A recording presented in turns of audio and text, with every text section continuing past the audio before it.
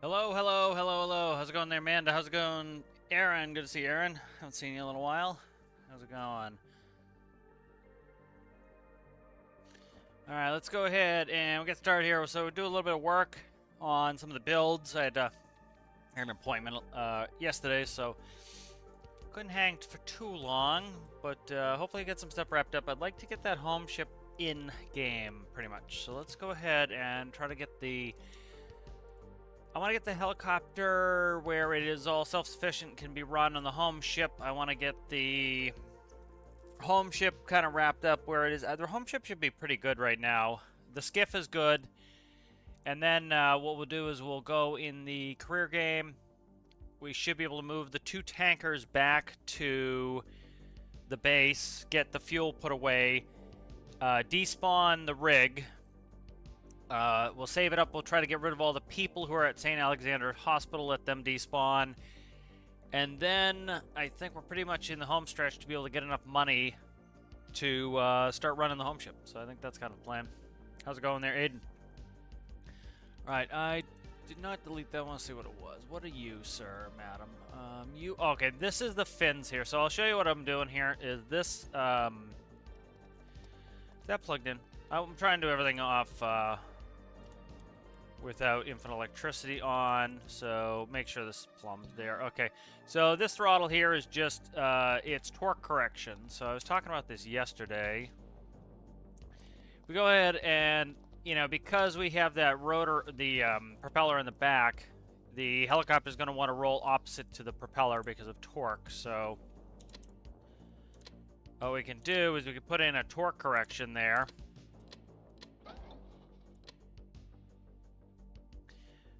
And so what it does is we have the 2 little fins there. They're going to turn so that the it will do a rolling force opposite to the torque of the rotor. So let's go ahead. I don't have the gyro on, but I don't really need it on. I fell out of my seat. That's not good though. Falling out of your seat is not good because it can't control anything. Alright, there we go. So let's go ahead and we'll get up and I'll kind of show you what I'm talking about here. So let's see. I need to still fix the altitude hold. That needs to be tuned in for every helicopter pretty much. Let's just do 500 feet. Let's do a 120 heading. Alright, we'll start to push forward the propeller.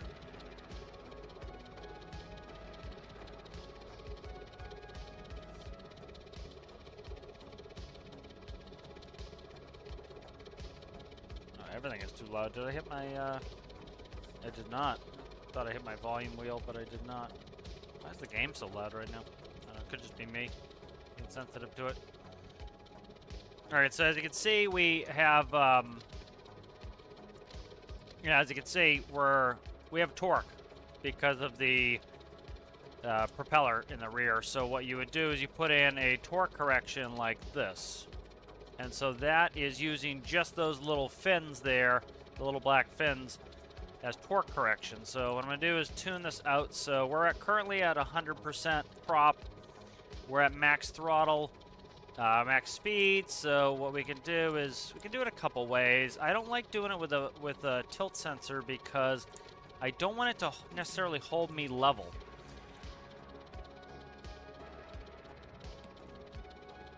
I guess I can overcome it. But let's find the max level. So right now we are rolled too far, so I'm trying to get us to see where level is.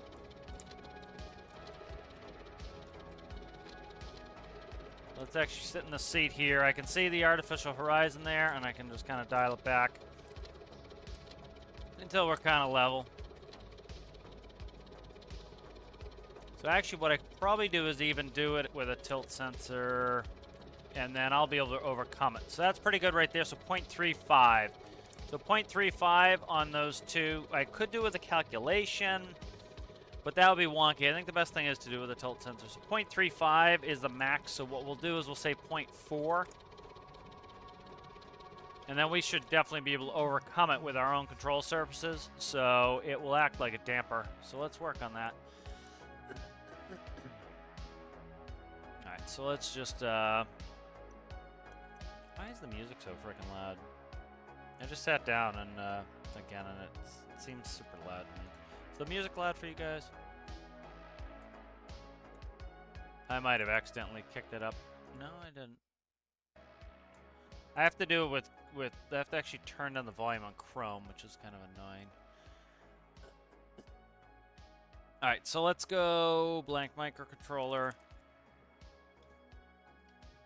What is running physics sensor? I'll run a separate micro. I want to make some small micros so I can hide stuff. So let's see. We want to go in physics sensor. All right, physics sensor. This is going to be torque.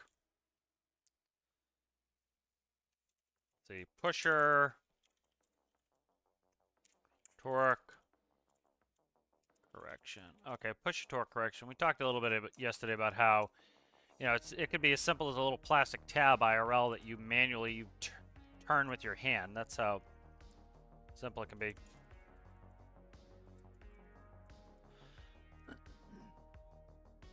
I'll invert one of them. Okay, so that's going to be output. This is torque fins. All right, yeah, so there's torque fins.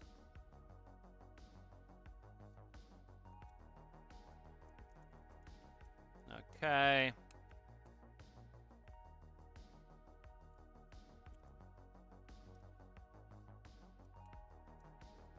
Alright, and so let's see, what is roll? I gotta try to figure out roll. Let's save this real quick.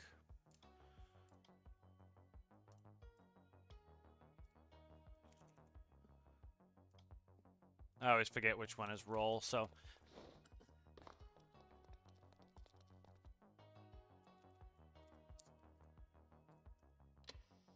Alright, so it is gonna be X. Alright, X is our roll on the physics sensor.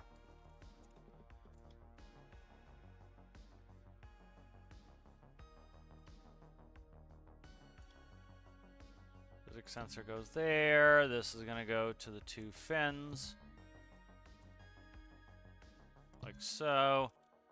Alright, and then I need to find tilt X. So let's see. Local tilt X is 16.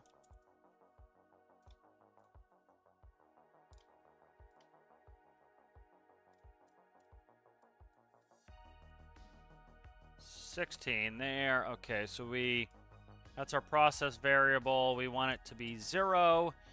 That's good. P-value for now. We'll stick this in like so. We'll do a 1 for now, and I'll play with it. So this is the P-value. Okay, and then we'll make it constant on. And it will just be, you know, we need the electricity on to actually run it, so that will work. All right, that should be good. Let's clean this up so that everything's in line.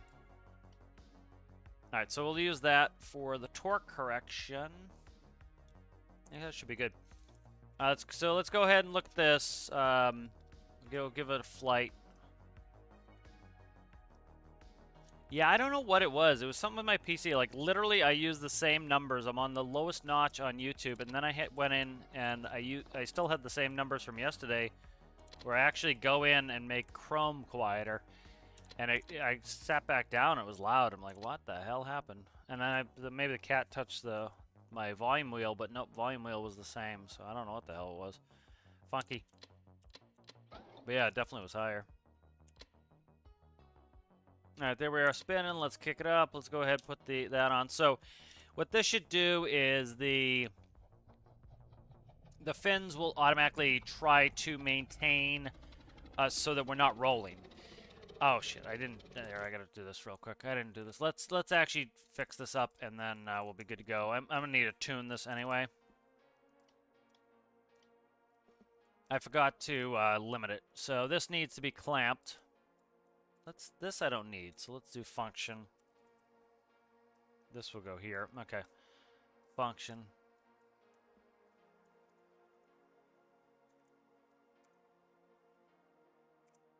So we'll do is negative 0.3. We'll do negative 0.4. If we did the test, it was 0.35 is all we needed. So we'll let it go a little bit overshoot. Okay. And that way, too, is we have big control fins on the back for rolling. And so these are tiny, so we'll be able to override them. So when we go to, say, turn, when we go to bank left, the small fins are going to try to counteract our roll, but our big fins are going to be able to overcome them. And so that way we can still turn, even though it's trying to keep us level. That's one thing I see with a lot of people's gyros, that they make it arcadey, like an arcadey playing game where everybody's doing these yaw turns. Because the whole thing is it just tries to keep them level and straight the whole time. And that's not really realistic. So, alright, let's see. And then what I want to do is we're going to add a node. We're going to tune this in because I'll just have to keep guessing. Instead, I can tune it in. So we'll do number input, p-value. Alright, and we'll just enter that in for now.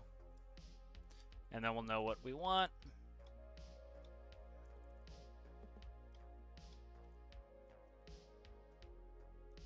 Let's see, put you right there.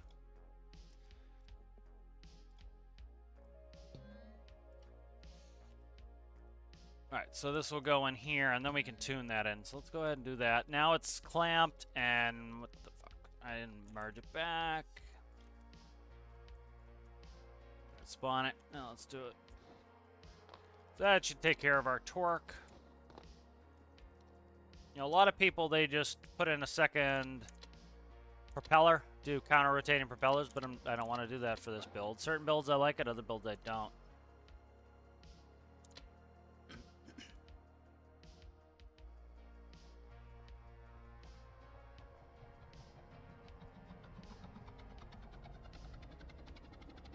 Alright, we're going to wait for the green light. That tells us that we're up to operational RPM.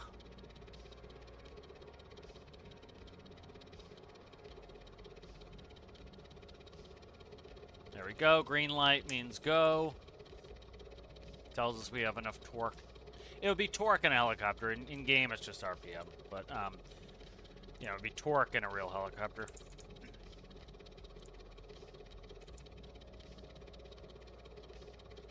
Alright, let's get going here. So that should be, we need to enter in a number. So I'll put in a 1 to start with, if I can reach it here.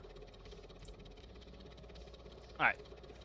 So that is in now, so those should be trying to help control us. Let's go ahead and start going forward.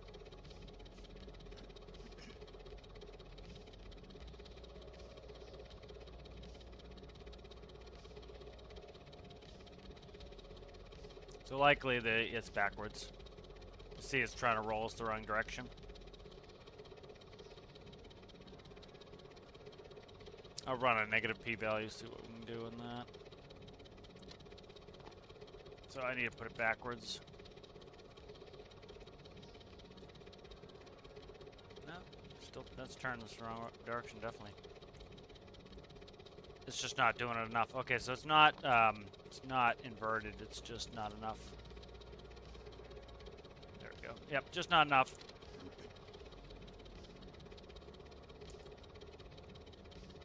So you can see it's getting progressively more level.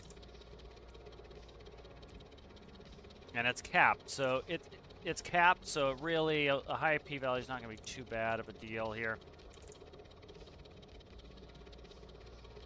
Let's see, I'm trying to watch the artificial horizon here. So what we can do is we can put in a ridiculous number, and it should snap to max. It didn't though. What's our speed? So I might have it capped too much, so let's try something. So 10, let's go 25. Okay, so I'm gonna go up to like 0.5. How's it going, Basilicious? What's happening? I'm gonna change my clamp on there too. Where's my cursor? There it is. Alright, so let's go there, and then what we'll do is we'll put up a couple properties in here. So let's go. This is the clamp. This is the fin clamp. fin clamp. All right, fin clamp can be Z. That'll be clamp X comma negative Z comma Z. Not commas, parentheses, but you know what I mean. All right, so now we can tune that in. It makes it a little bit easier to change it. Get over there, crap faces. Let's see. Okay, that will go like that. All right, so right now I had them at, let's just do one. Let's let them do their max thing. And then we might not even need to clamp them, so we'll let them go up max of 1. Yeah, let's do that. All right. 25 was pretty good so far. We could work on the D value as well. That would help a little bit, but generally don't need to.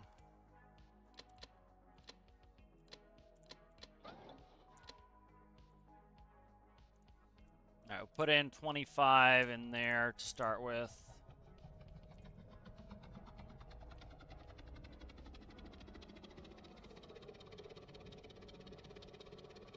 I would love some smaller pulleys. That's the only thing. Like I'm happy with the pulley update. I just would love them to put some smaller pulleys. And again, like one of my biggest gripes is they just make everything enormous.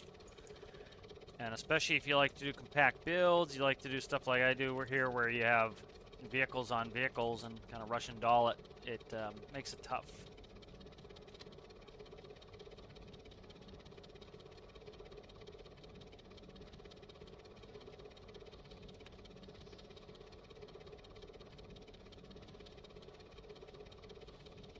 All right, so you can see we're much more level now.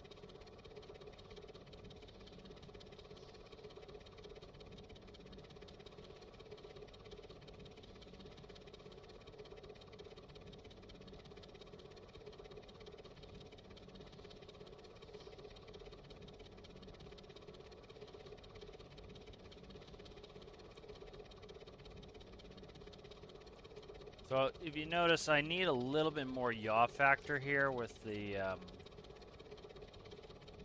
little bit more yaw factor, so put that in autopilot, a little bit more yaw factor.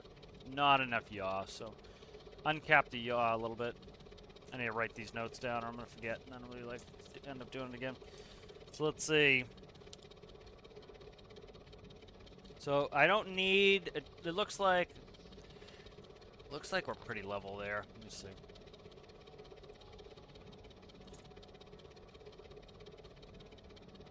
Alright, so that does need to come up a little bit. I'll add a little D value on there, so let's go 100. So that's too much, you see it oscillating.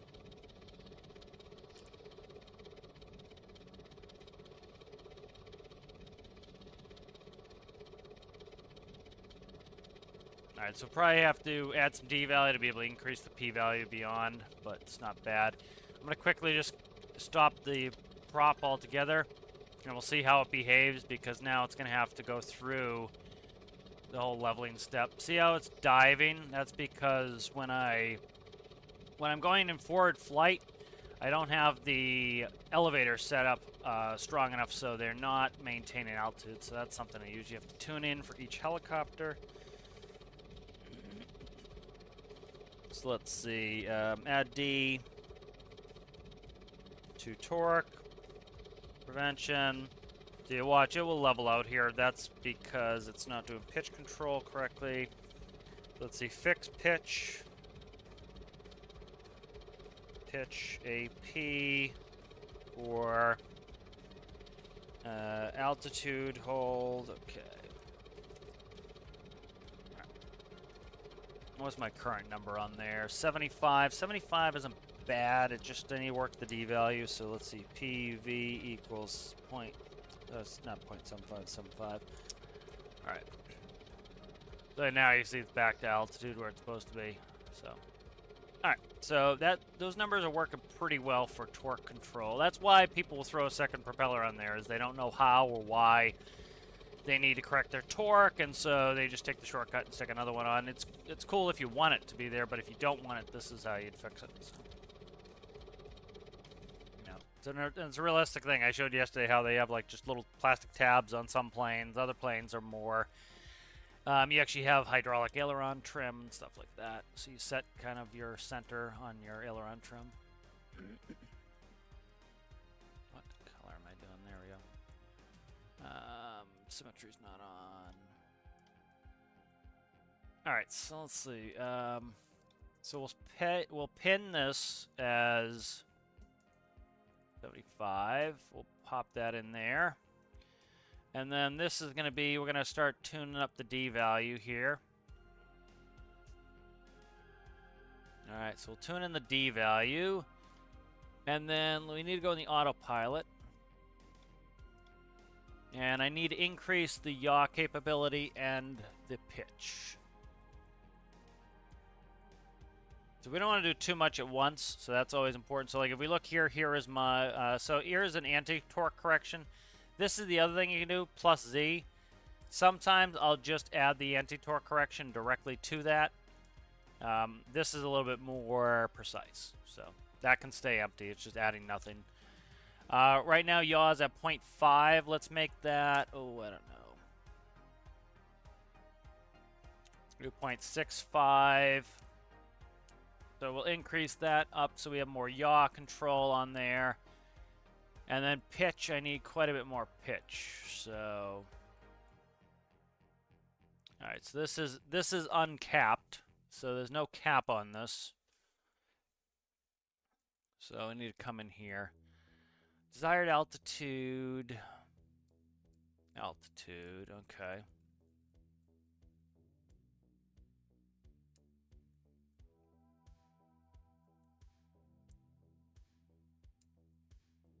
Alright, so we'll see what the pitch PID P value is 0.3.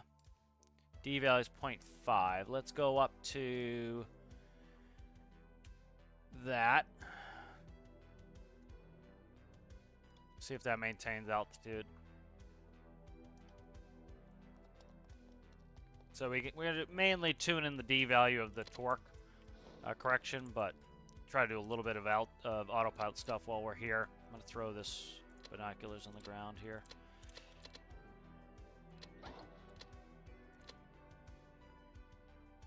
Let's read some chat.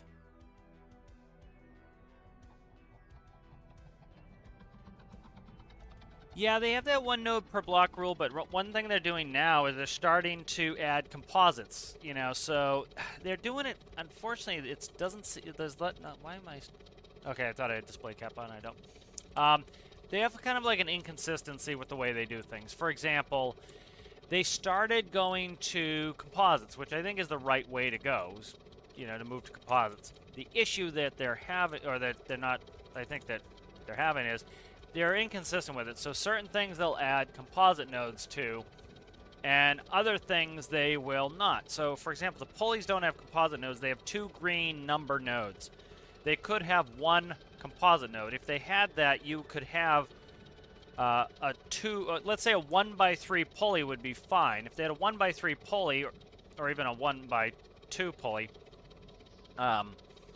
they would be able to have a composite node for the rope lengths, and then they would be able to have a you know, rope in, rope out. And so they, you know, I think they should be able to do it with that size constraint. You know, but they wanted to have 2 number nodes, so you have rope in, rope out, number, you know, so that makes it, that stretches it, you know, and so that's the issue that I see them having sometimes, you know, but I get it why they have some of that stuff, but like they could make it essentially a triangle, rope, and then another node on top that, you know, make it 1x3 or 2x3. You know, would be more compact. All right, let's see. We'll start going forward here. All right, so we have 500 feet set in there. So notice the nose is going to pitch up as we start going forward. I increased the P value on the autopilot. Before, as soon as we started going forward, it would pitch the nose up. And so I probably should be doing it with D value. See, now it's trying to pitch the nose down, which is good, but it's not enough. That number's too big on that. That sucks. I gotta fix that. Okay. Let's see if I can dampen it with the D value. So we're gonna go sit in the back. All right.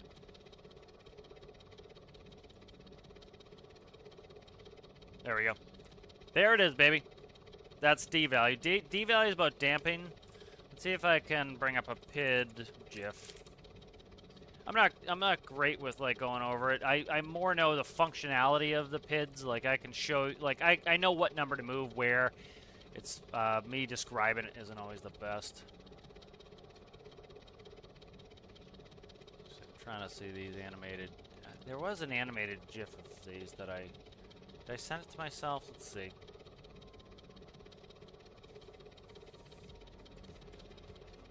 I had an animated. Yep, here it is. PID graphic. Okay, I sent it to myself. All right.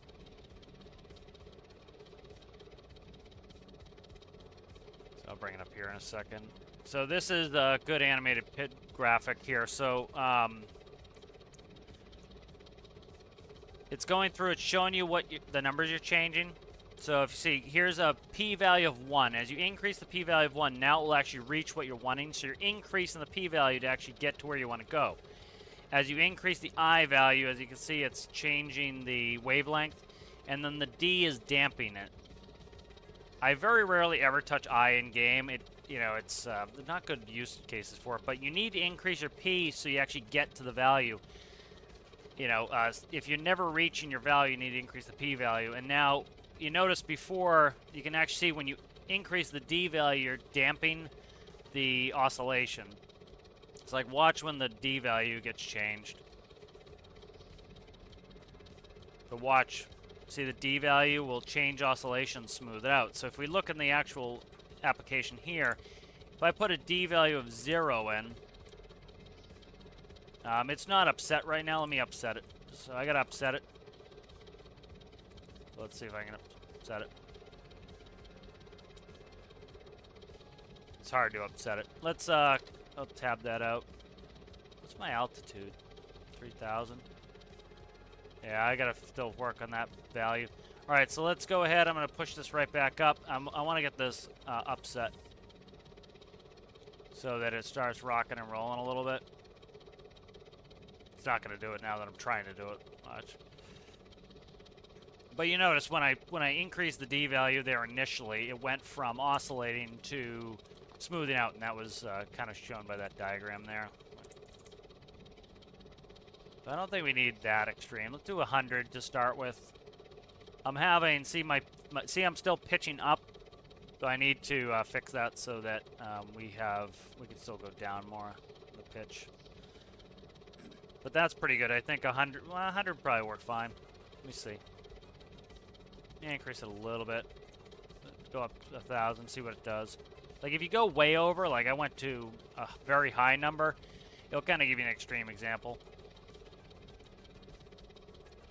So 1,000 actually might not be bad because the default number is 75 for the p-value. So like see right there, you can see we're starting to bank. And then at 1,000, that should take out the bank angle pretty much. Starting to take it out. If you look there, I increased the clamp on the yaw. Now the ball is centered on that, on the turn slip coordinator. So that fixed the turn slip issue. Pretty nice and level here. What's our heading? I said our heading is off by quite a bit. So I need to increase that yaw more because what's happening is the helicopter's trying to yaw to the right, and it can't because the number's not big enough. So it's trying, but it's not able to get there. So I need to increase that. I'll uncap it and see what we get. Yeah, see how constantly we're trying to yaw to the right and it's not enough? That means that it's not enough. So what we'll do is bring that back. Let me read some chat really quick. Yeah, I think a lot of people are looking forward to a fishing update if that's what's coming, but I think it is, but we'll see.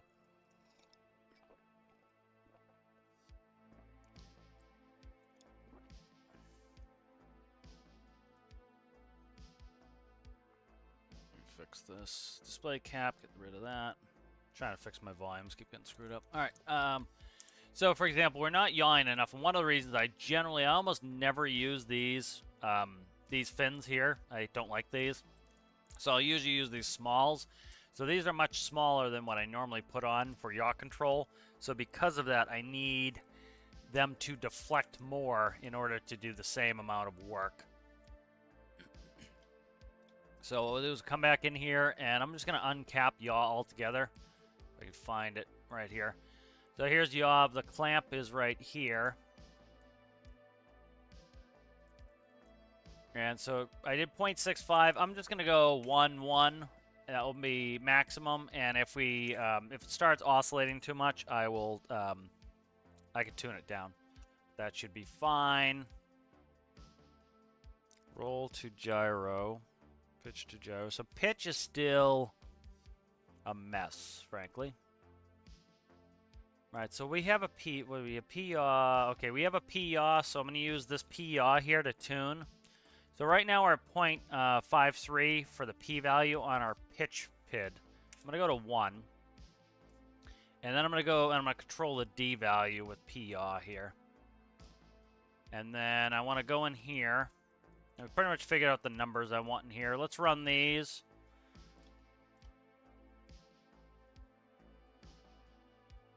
All right, we can get rid of this P-value in a second, but we'll go...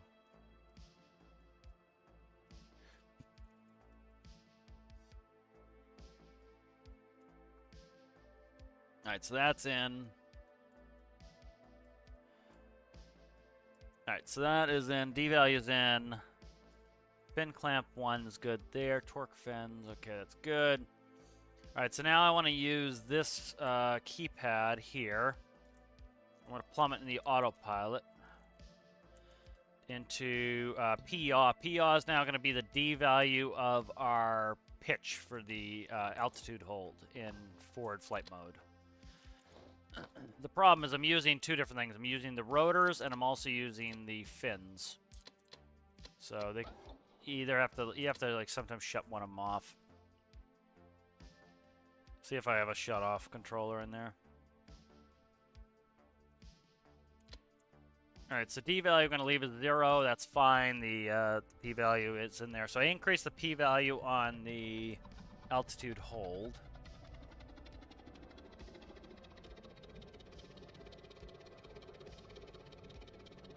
You want a link to that GIF? Is that what you said? Oh shit! I gotta pay attention to what I'm doing here. I'm gonna crash. All right, there we go. Let's get out of the hangar, and then I'll send you that link. Yeah, at Captain Cockrell's there, Amanda. If you're actually trying to ask me for the link, makes it a lot easier for me to read chat. All right, so let's get angled out here.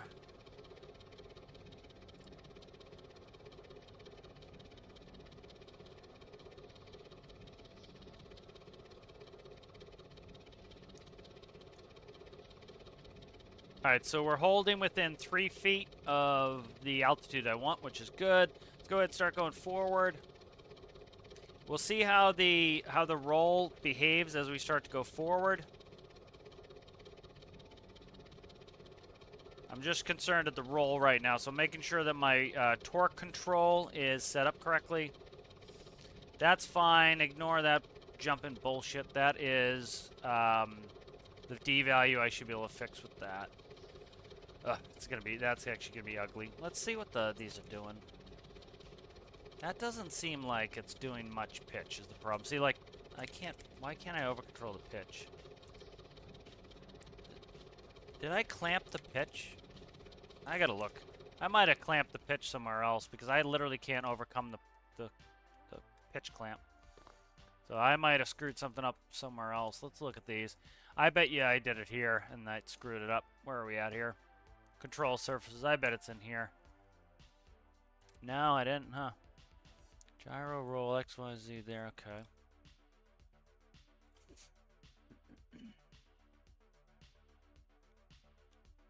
Port Elevon. So here's my Elevon controls and the control surfaces. Those are just going right from there. Pitch and gyro roll going out to 2 of those. Okay, that's fine.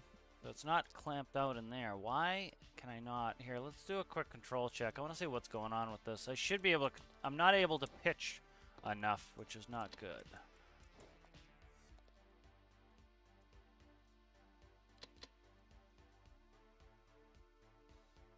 See, now I'm able to pitch more. Let's crank these all the way down and see what's up.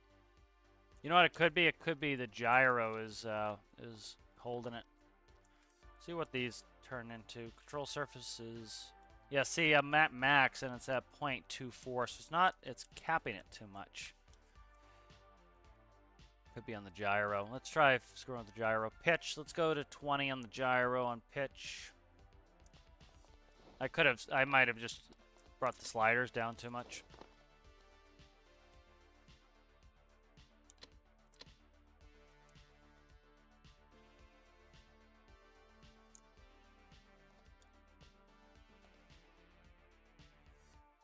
Yep, that's what it was. Okay.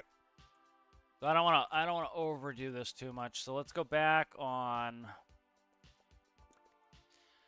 where are we at here? It's not in here, okay.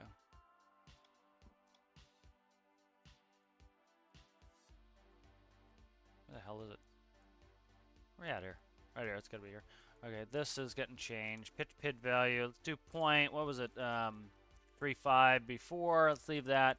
I'll still control the D value there off of the keypad.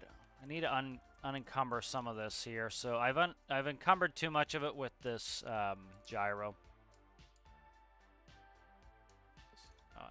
I've dropped the sensitivities too much, so it's not moving enough.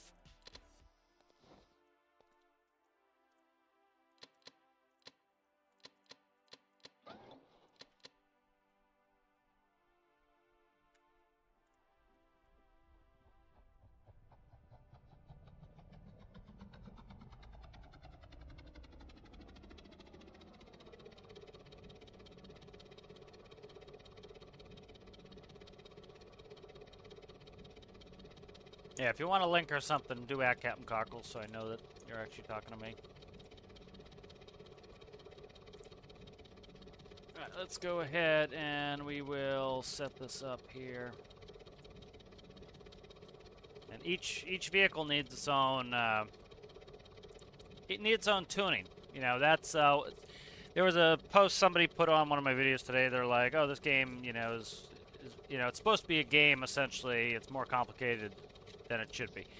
No, you know, there are games that are simple, that have a low floor, and they're super simple. They have them. There's like Space Engineers, Brick Rig, stuff like that. It's super simple games. This is not that. This is an engineering game.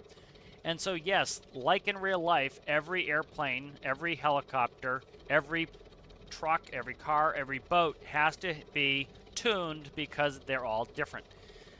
There's no panacea. There's no magic pill that takes care of all of them, you know. And so in this game, this is the one complex engineering game where you have to actually tune each airplane to act like it would, you know. And so,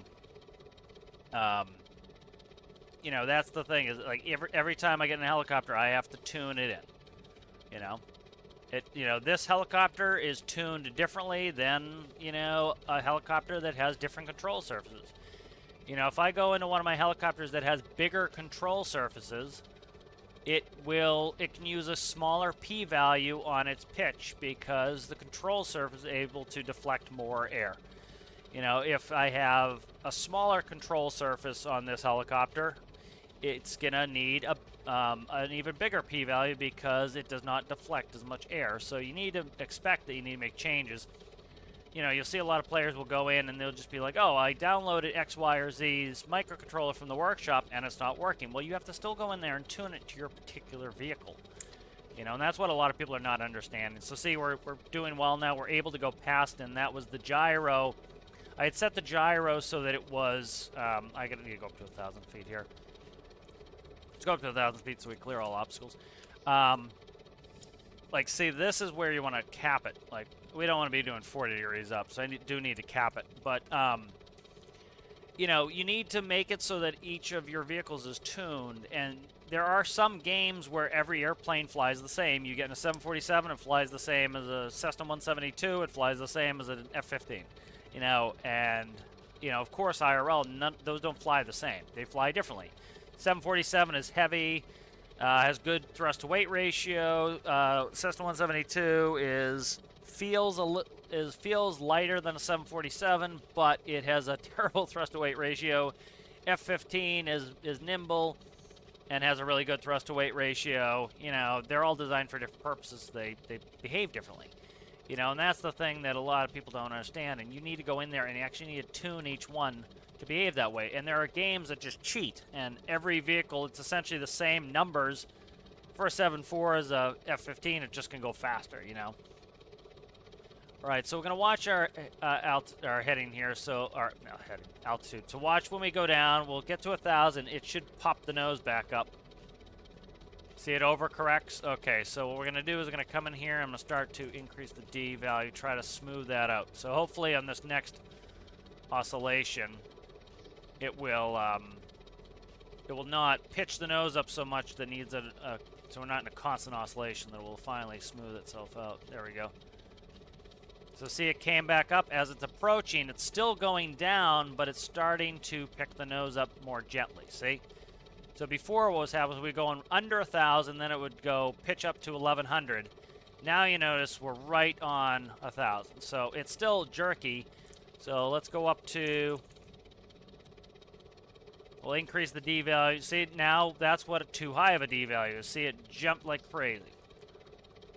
So it's actually probably too high as it was. So let's go to 50. Let's watch what it does.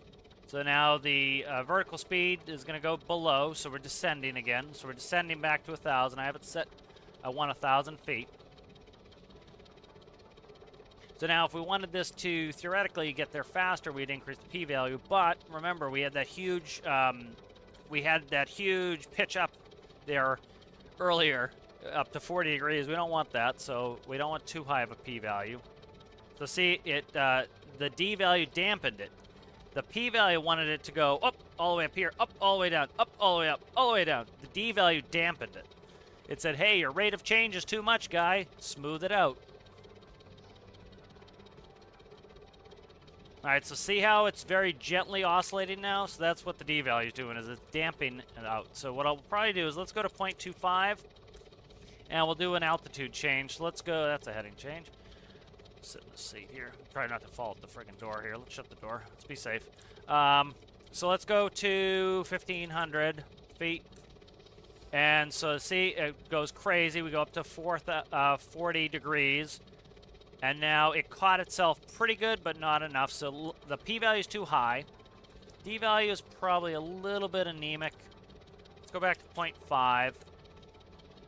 So what I'll probably do is let's expect to go to decrease that p-value again. How's it going there, Citrus?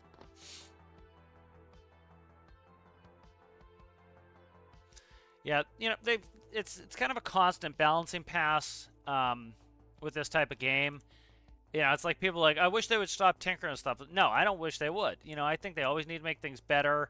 The other thing, too, is they see what people are making. So I agree. They should constantly be balancing. You know, we need more balancing passes. They constantly need to work on the balancing.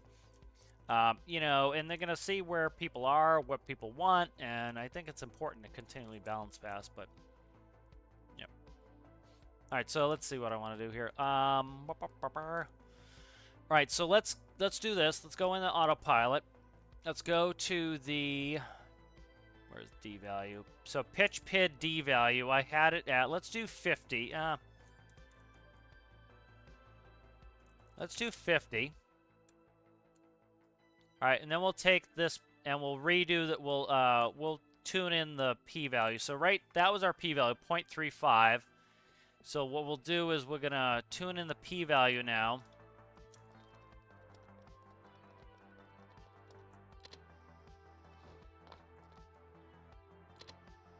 And so we'll start with 0.35, so where we were.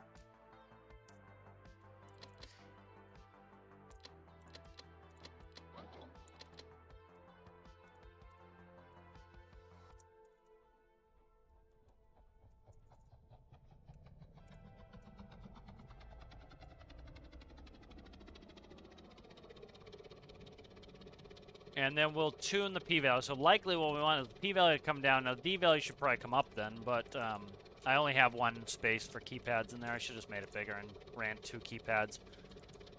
But like, you know, like I said, every vehicle you have to tune them in independently. And for a lot of people who don't like building, who don't understand it, it gets frustrating because they're like, I put this on a plane before and it worked perfectly. Doesn't make any sense that I put it on this plane and now it doesn't. Well, it does make sense. That plane is completely different than this plane, so of course they're going to behave differently. All right, so see, we're jumpy there. That's fine. That's too high of a p-value. We're going to fix that. All right, so we're up in altitude now. Let's go ahead and sit in the back seat. All right, so notice it's overcorrecting, so let's go, I don't know, 0.15. Now, ideally, I should be able to tune the d-value at the same time, but...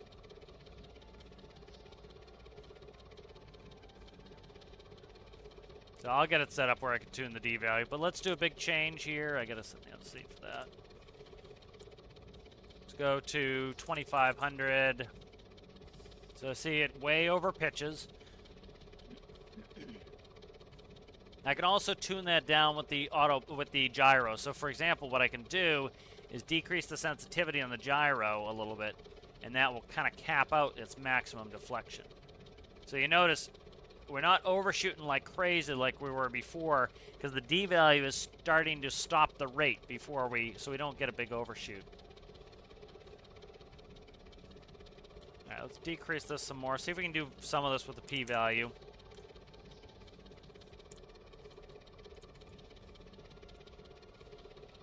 So notice the descent is much more restrained. This is often what happens because we're getting lift going forward.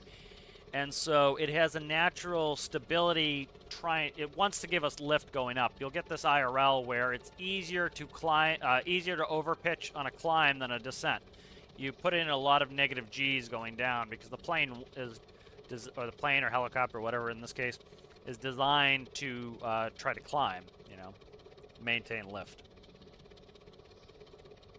So that's why the descent is not, the descent's perfect. We a little over 10-degree descent rate, smooth, but the ascent is like zing. So what I often do with that is I clamp out the max deflection in the vertical, or in the climb rate. So I change it so that my elevators cannot climb me so fast, frankly. So I usually clamp them out.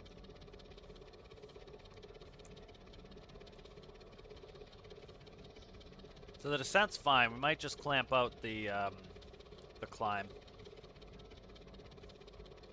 But this should, because we're in a descent, that should probably level pretty nicely. So we're at a nice low p-value of 0.1. Now, one of the reasons why does this particular helicopter need a low p-value, where this literally came off of another helicopter and these numbers worked? Well, the reason is simple. These are big-ass elevators compared to the size of this helicopter. The other helicopter was a bigger helicopter this came off of. You know, so the control surface relatively were not as big. So that's pretty good. It can use some tuning so it's not oscillating, but, you know, I'm trying to just get broad strokes here. All right, so we'll go ahead and we'll climb again, and you'll notice it really pitches up like crazy. So... That one actually wasn't too bad. That caught itself. That was good. So the new p-value, notice it didn't pitch up that crazy. Why is it still climbing? It is still climbing. Perfect. So that actually, the p-value caught it pretty good on that one. So I think we've got it tuned in pretty well with the p-value. But, you know, there's 10 things to do. There's 10 different ways to do 10 different things. One thing, frankly. You know, you'll get people like, oh, why didn't you do it this way? Well, because it works my way, you know, and there's 10 other reasons why I do it my way, so it doesn't do this. That person does it their way for specific reasons that they know. So, you know, you don't need to go the same way everyone else does it. As long as your way works, it works, you know. So, like, I could change the p-value, or I could change the sensitivity in the gyro, or I could put a clamp in the autopilot. So there's, like I said, there's 10 different ways to fix these problems, you know, and they each have their benefits and drawbacks. So, like, let's do another climb because the climb was going over. So let's go to 2,000. Let's watch. I want to watch that. So see, it went up to 15 degrees and it caught itself. And that's the D. That's a low P value, so it's not trying to overshoot. And the D value is dampening it so that it can't ever really reach the overshoot. So let's bring that GIF back up, and I'll kind of try to talk about it using that GIF.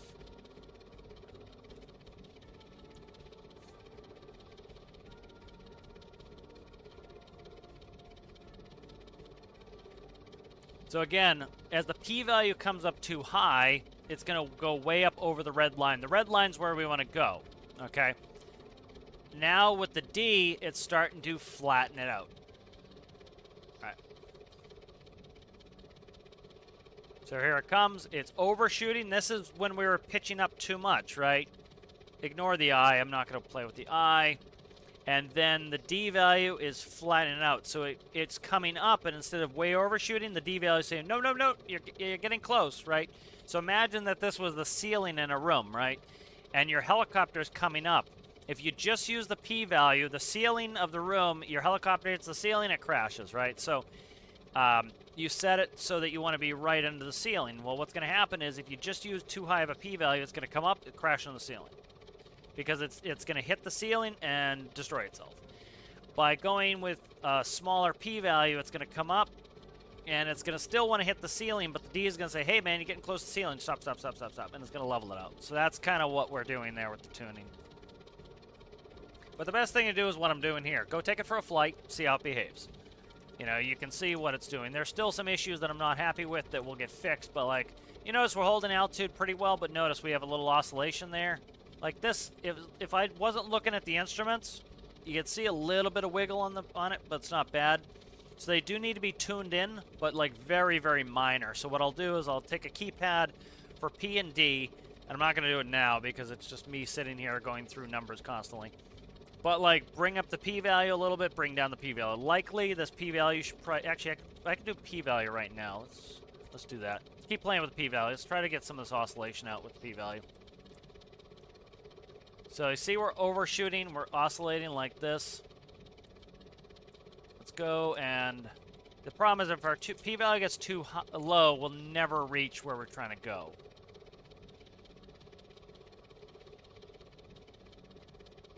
Alright, so see it's a little bit, it's going crazy because we don't have enough p-value there. Because it will never reach where it needs to go, so it can never stop oscillating because it's like, hey, you never get to where I ask you to go. So now notice it's smoothing out again because it can actually get to where I'm asking it to go. If I go too little of a number, let's go even lower, 0.025, that's quarter. It will never get there. So it's gonna want to make big swings, and it's gonna want to constantly oscillate because look, we're only ever climbing. We're never descending. Well, I said, hey, I want 2,000.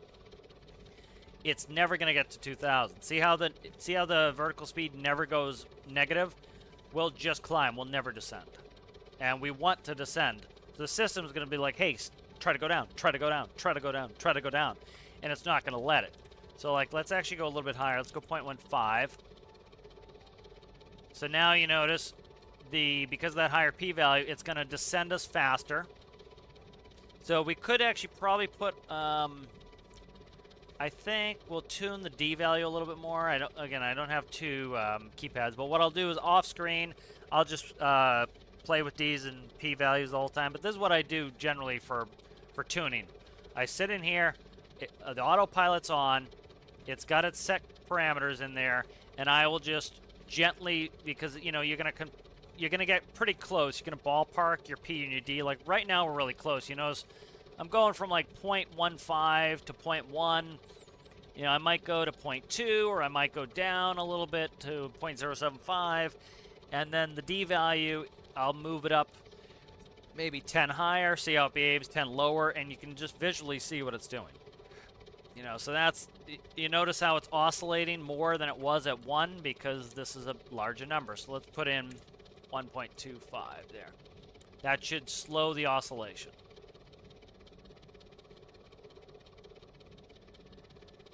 All right, so the swings of the oscillation are less now. So notice, likely we're actually at too small of a p-value because if you notice, we're over 2,000 feet and the needle is not going below. We need it to go below. So let's do 0.15 again.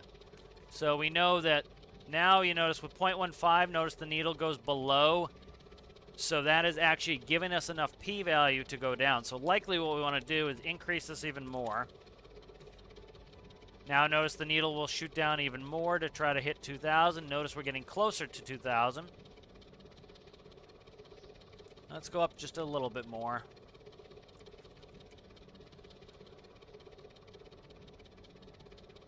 All right, look at that. We're pretty damn close now, so we're much closer. Now what we can do is we can change the D value, likely increase the D value a little bit to reduce that oscillation. So that's what we'll end up doing, is come in here with a keypad and fix that. My yaw is off a little bit. I'm like 3 degrees off, 3.5 degrees off of my heading. So I need to tune those numbers in so that my yaw can get me back on heading. So, but pretty good. It's not too bad right now. So let's check my numbers. Let's do 2.25. Okay. Let's bring this back. I want to do some work on something else because this type of PID tuning I don't like doing live because it's like I like to show it, but I don't like to do it live for too long because it's gonna be me here changing numbers constantly and just kind of sitting and hanging out. I find it very relaxing to just kind of hang around and do that.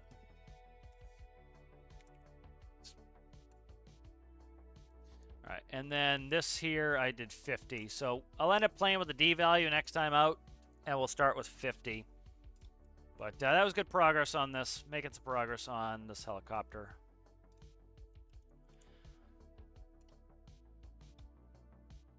Alright, we'll take a step away from that for a little bit. Let's go. I want to make some cash. So let's load up the live game. And we'll get working on that cash.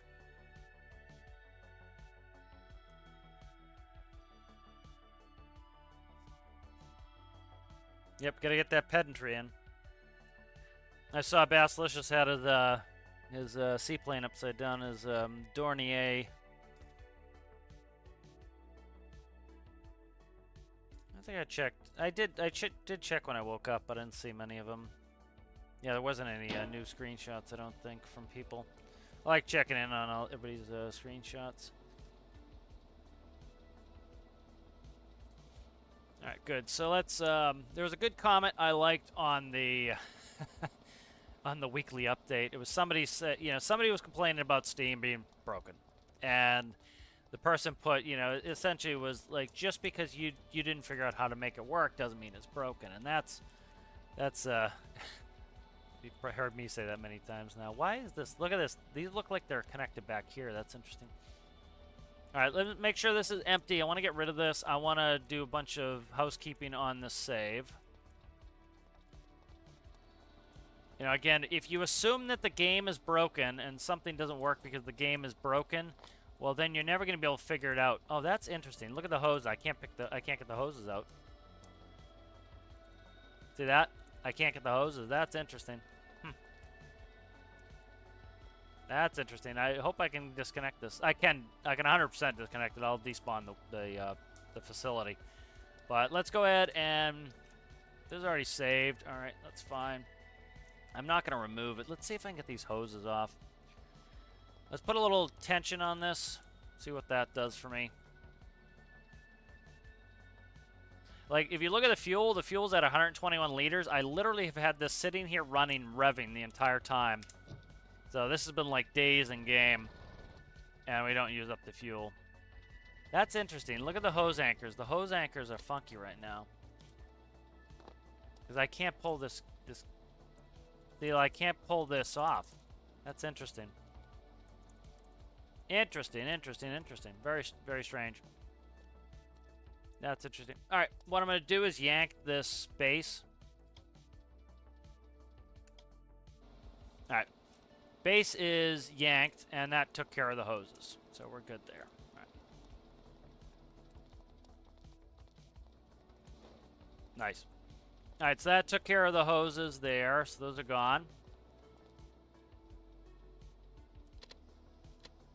Let's get back to reality. Okay, I stalled the engine. I was in gear and I slammed the brakes on, so it stalled the engine. These actually stall and you have to do the key to put them back on.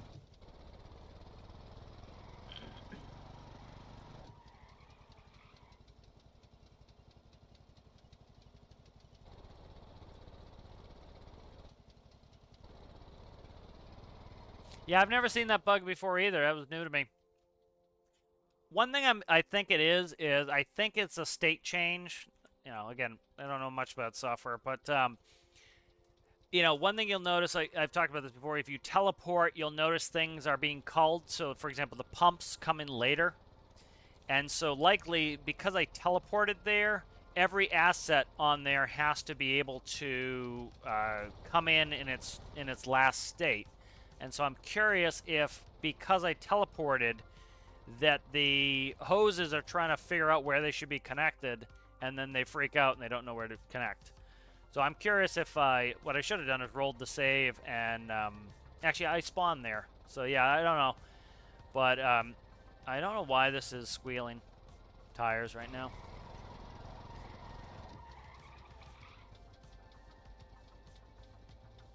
That's interesting.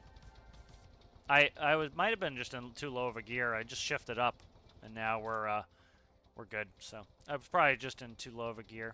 Oh, you know what it is? I think the legs were hitting too.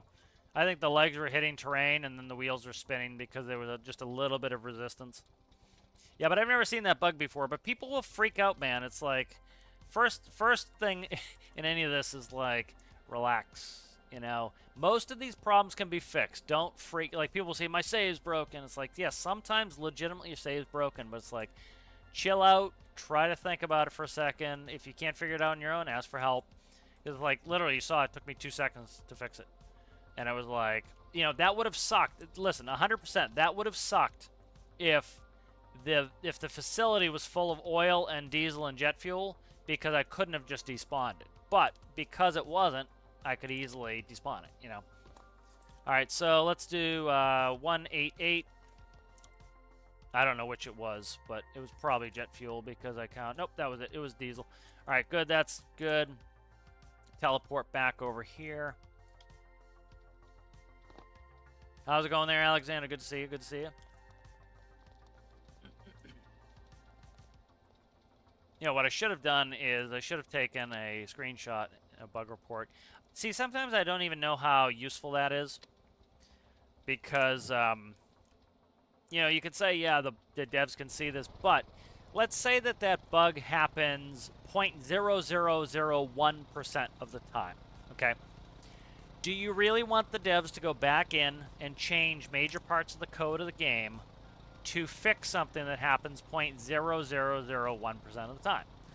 And the problem is, you know, it's kind of the old saying in software is 99 bugs in the wall, take one down, pass it around, 100 bugs in the wall. You know, and so you can squash a bug and add, you know, literally 10 more bugs. So some of these things, like, for example, there are some big problems that are going on that are affecting large portions of the community that absolutely should be squashed. There are other things that might, like I said, they affect 0.001% of the people. Do you really want to open up the code, potentially create 10 bugs to solve something that only affects 0.001% of the crowd? And the answer is probably no. The answer is probably, you know what? It's such a small bug. It's such a small percentage of people affected by the bug that, of course, in a perfect world, we'd go squash that bug. But we don't live in a perfect world. We have to say, hey, you know, that's something best just, like, it happens so infrequently. You just, when it happens, it sucks. But it's better not to do something about it, right? You know, it'd be kind of like if you said, oh, every time you get a tiny little scratch on your paint of your car, you repaint the whole car to make it perfect every time, right? You know, it doesn't make any sense. It's better to say, hey, you know what? It sucks. We're going to live with the tiny little scratch on my car. And it would be perfect if the paint was still perfect, but it's such a little scratch. Now, if you get a huge ding on the car, yeah, that makes sense to pull the dent and to get the paint done, you know. But for such a tiny little thing, it's like, You know, it's not really worth taking big measures to do it that could possibly screw up other things. W50 works really well. I still need to work on, like, it has no trailer brakes, but no, I'll get to it eventually. All right, let's look. We have jet fuels at 33,585. Did I just... I thought I despawned you. All right, good. So we've got all our fuel there. Nice. I'm going to make a save now, and then we'll save it again. Where are we, 11? Did I not save yesterday? Oh, I never... we actually never played the career game yesterday. Just, All right, so I'm going to teleport out here. Yep, yeah, like David's saying, the devs have to worry about demographics. It's like... I'll go in a mini rant. The Citrus loves these. I know he's here. Citrus always like rant. But let's go ahead and look. So, like, if you go through... Like, if let's say that I was a developer of the game and I went through and I listened to some of the rants, you know, you see some people like this one here was a comment that I liked. It was like, this guy's saying how steam boilers are broken. Well, I've done a bunch of tutorials. You know, they're working. They work fine. Now, this person's talking about nuclear reactors. I haven't played with them, so I'm not going to say anything. But, you know, there is a lot of times somebody is not using something correctly, or they didn't make the changes correctly. They didn't engineer it correctly, and so it's not working. And yes, there are changes that happen, and they're annoying. But like, if you're a dev and you're coming through here and you see, for example, I'll find some of these annoying questions, or annoying comments. But like, you'll get, where is... You know, like this person, more Windows. Every week we get a comment, more Windows. Yes, people want more Windows. I think that's something the devs should do. Absolutely, 100%. I'm trying to find it here. There's some consistent like commentary that is pretty minimal to that a very small audience. Like, for example, for me, I don't play multiplayer, but there's a lot of people that play multiplayer. So yes, absolutely 100%, the devs should work on multiplayer because a large portion of the community want multiplayer. But there are small, tiny little things. I'm trying to see. I'm trying to remind myself of what the comment was, but it was something to the effect of, nobody wanted this. We get a weekly comment of nobody wanted this. And then you'll have 28 comments of people like, oh, this is awesome. I've been looking forward to pulleys for so long. Thank you, thank you, thank you. And the person doesn't have the self-awareness to be like, hey, dude, you just said that nobody wants this. And then there are 28 comments that said, hey, I wanted this. You know, not everything's about you. You kind of have to realize that, hey, you know, just because I don't want it does not mean that it's not A, good for the game, and B, good for the people who want it for the game. Like, you know, some people have been asking for a new monster on the moon. I have zero interest in that, but I don't think it's a bad idea. You know, it gives people something to do on the moon who like the monsters. Great, give them a monster on the moon. I really don't care. You know, the world doesn't revolve around me. My type of gameplay isn't the only gameplay there is. You know, let them have their monster on the moon. I couldn't give a shit, you know? And, you know, so sometimes, you know, an update's for you, and that doesn't make it bad. And sometimes an update's not for you, and that doesn't make it bad. You know, and I think some people need to get that through their head, is that, you know, not everything's about them. They need to realize that, you know what, sometimes other people are going to get what they want, and I'm not going to get what I want. And sometimes I'll get what I want, and other people won't get what they want. And that's perfectly okay. All right, so this bug, I reported it. This actually is a space DLC thing when the update came out. I have reported. I would hope the devs would fix it at some point. I have my own hypothesis on what it is. If you look, we get workbench not available. Remove vehicle from zone. Okay. It thinks there are too many vehicles in here. It's not that there are too many vehicles, it's that there are too many bodies in here. I think if it's over 5 bodies, you'll get this message. So if you have more than 5 bodies, it doesn't want to despawn. Now, there's a body missing that we can't see. I think it is underground. Yep, there it is. See the rod? So the rod that I thought was gone is not actually gone. It's hidden underground. So see it? It slipped down the hole. So see the rod's down here? All right, so this is what's causing the problem. The rod actually didn't disappear. The rod fell down the hole. And so if we count the bodies, we have the main body, This is on a separate body, so that's 2, 3, 4, 5. So there's 5 bodies there, and so it thinks there's too many vehicles in the zone. So it doesn't want me to despawn this, all right? Luckily, my rod is still there, Giggity, but that's 5. So when you're doing this stuff, if you have that problem, it's because there's too many bodies. Now, what do I think the devs should do? Increase the body limit. Because currently, the whole point of part of the space DLC with changing subgrids was so that we could have more independent bodies spawn together. And the problem is I don't think they changed the number. So when it hits 5 or over 5, I can't remember which, it, you know, I did some testing. I would go body up body count. So we can actually, let's play with that a little bit. But, so it's not the end of the world. You know, it sucks, but it's not the end of the world. All right, so... oh my god, what do? I need a new save. You'll get people do that. They panic. Don't friggin' panic. First thing, always. Save. Alright, saved. Done. Good. Go in here. Click on this. Take the vehicle back to the workbench. Right? If it doesn't do that, that's fine. You can go over here and go... where are we at here? Allow vehicle cleanup. Alright, so let's try one more time. See if we can take it back to workbench. Alright, nope. Oh my god, still can't do anything. Go to vehicle, cleanup, cleanup. It's gone. Alright, we'll go, and we'll see if the rod's still there. The rod is still there because it's from a previous vehicle. This rod is from the drilling rig, okay? So next thing we're going to do. We know that we have that rod in there, right? So let's go ahead and let's actually build something to grab it out. So let's save. So what we'll do is we'll do rig cleanup. So you made a save before you brought it up. Make another save. All right, good. Rig cleanup's in there. All right, good. Next thing we want to do here is let's go ahead in the workbench. Let's grab the... let's see.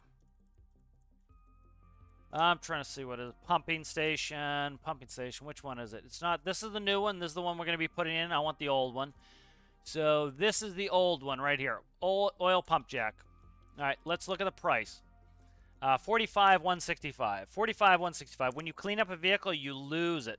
The money is gone. 45,165. Okay.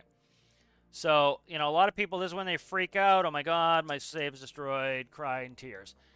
All right, 45,165. So now go into your XML. All right, these are the, you know, if you know how to fix some of these things, then you don't freak out, and that helps a lot to not go crazy when the game does something like this, you know, because you see I'm calm, collected, having a good time. I'm not going to let it screw me up here. All right, so I just opened up the scene file. Here's that save that I just made. Click on scene. All right, here is my money. Where's my money? Currency 260 893. So 268.93, 268.93 plus 45,165 is 306,058. 306,058. 058. Okay, save that.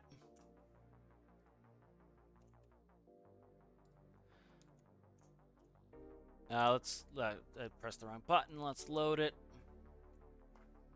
All right, so instead of freaking out about this stuff, or like people will go red in the face and then they'll, you know, go rant on Reddit for a little while. You know, literally, if you get good at editing the XML file of your save, oh crap, you know, I hit the sub body limit. I lost 45 grand. I could complain and cry and get annoyed that I lost 45 grand, or you could remain calm.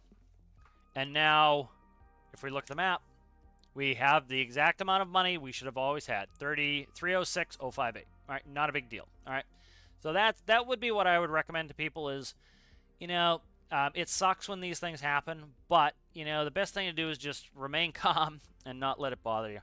You know, so we've lost the rod in the hole, but what we're going to do is we're going to fix it. So what we'll do now is we will go ahead and we'll grab the drilling rig.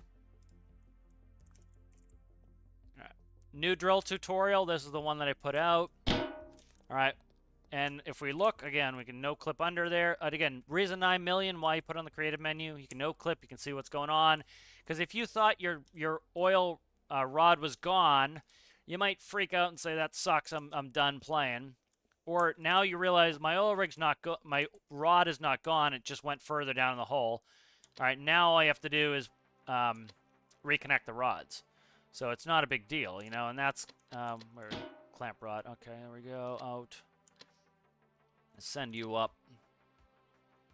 You know, so this is the sort of thing that you can do to kind of actually, you know what, we might have problems grabbing this rod without trying to think of how I have to grab this rod. Okay, I got a different idea. Let's try something different. Because this isn't going to work exactly how I want it to.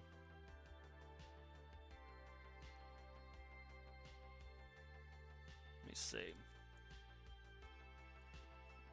Let me see here. This isn't going to work exactly how I want it to. Because I can't connect the rods, I don't think I can push it. I'm going to try to put the winch down there and get it. So let's do this. We'll make an addition to this because we're gonna probably understand this is gonna happen from time to time. And so I'm just trying to see a quick and easy way to do this here. Let's go ahead and alright, so here's a robotic pivot. Let's grab yellow. Because what's gonna happen, I can't connect them, that's the problem, is I can push another rod down there, but I can't grab it.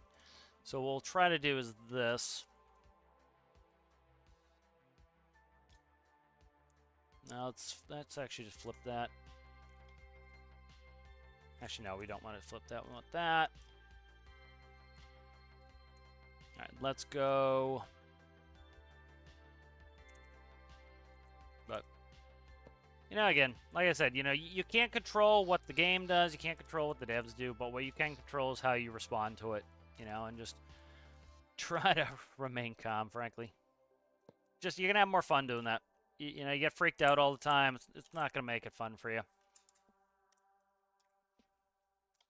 Where are we at here? There we are.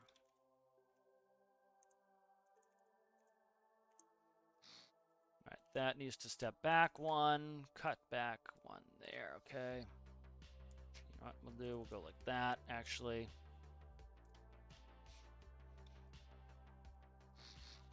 Yeah, I kind of like building these things, so it's kind of a little bit of fun to just build it anyway. Would I rather not have to build this? Sure, but it's a little bit of fun to have to build a new tool to solve a problem. You know, you can look at it in a positive light or in a negative light, and for me, I like, you know, solving a problem. That's kind of fun for me, so instead of freaking out that, oh my god, my rod's stuck in the hole, giggity, but I can just fix it. Alright, good. So that is now connected, and we want to put it in the out position, so we're going to cut that. I did grab the wrong one. Let me cancel that. Cancel that. Okay. Oh, shit. Grab you. Come on, where is it? I need to back it up there. Alright, let's grab this now. Grab you to you to you. Okay, good. So this is a method I use. So what I'm doing here is I'm aligning it in the position where it should be, right? And then I put the pivot there, and then what I'm going to do is I'm going to rotate it, and I'm going to reconnect it like this. So what that will do is now it's aligned properly. So it's a good way to measure your alignment. So now this can start in the out position, and then I know it's going to connect correctly. All right, so what we need to do is probably go up one. Let's go up a couple on these, at least a couple on these. So now we've got the alignment correct. Let's cut that, move it up. All right, paste that. And I'm curious if this is why the devs actually added this part. So let's go, what the hell is it called? Just do rod, come up, or oil. I think oil, it's under oil. Yeah, oh, here it is, oil.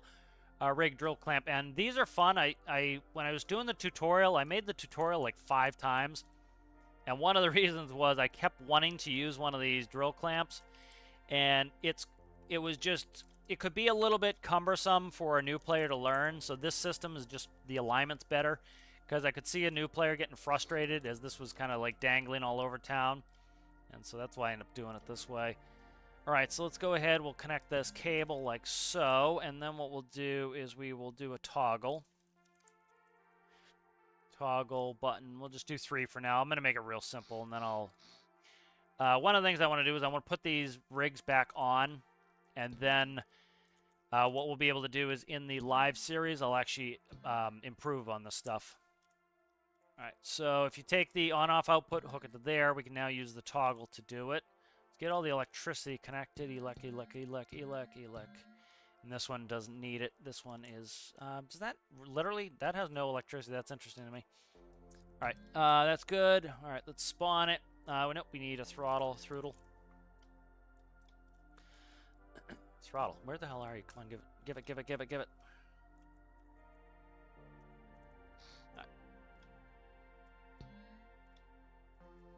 All right, let's go ahead and we'll test this out. So that is now in the hole. Will it go down the hole? Maybe not. I don't know. So it could be a problem. It might not be. We'll see.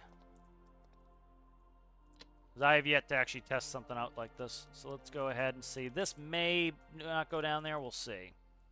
I don't know for sure. So this is actually the first time I've done it. Might be too big. It probably is too big, but we'll see. Okay, let's stop that. Try to kick it in the hole. So that is too fast, the winch.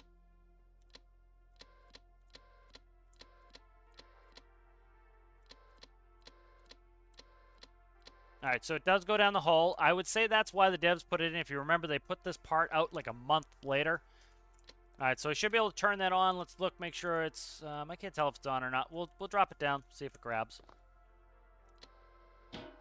And there it is. So freak out averted, my friends. All right. So I probably want to bring this up more. I can't go up any higher. Actually, I might be able to. We'll see. So what we'll do here is we'll do the table clamp. That will clamp the rod. The rod is no longer lost now. And we will go ahead and I will toggle that off. Oh, don't do that, you devil. We'll rotate this out. So, again, this is the kind of thing I like. I like having a problem to solve. So, that's one of the reasons I kind of can not freak out. All right, so we want to get that up a little bit higher. Let's see. All right, so that is clamped. Let's go ahead and... It's going to probably fall back in the hole. That's fine. Oh, shit. I didn't mean to do that. Let's see if I deleted it. So, like, if you wanted to delete the rod, that's how you do it. Make sure it's clamped and delete it. So the rod's gone now. We got to fix that. Let's go ahead and load up this. Oh, thank you, Anton. Yep. Tampoon.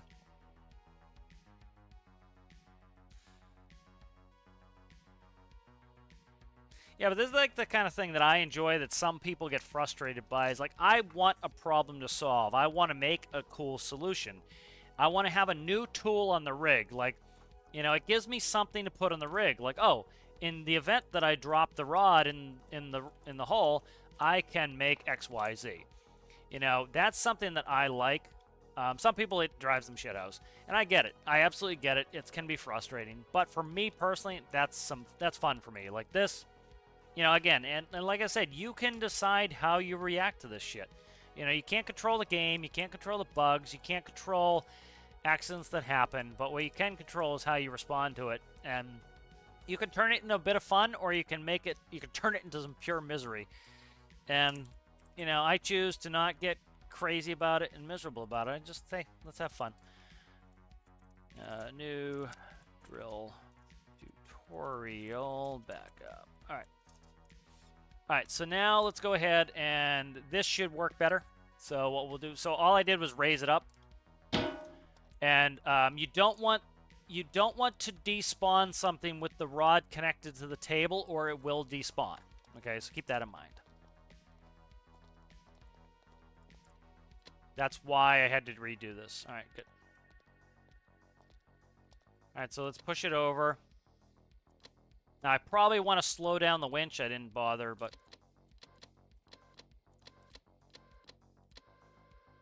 All right, and then just a little bit of just you know, trial and error here. Just gently go up and down. You can kick it. That's the nice thing, is your player character can actually kick some things to get it to go down there. So, like, if you want to just gently tap it. That didn't do it, but, like, I need to slow the winch speed down because I can't just do a tiny, like, bring it up like a 1/4 of an inch.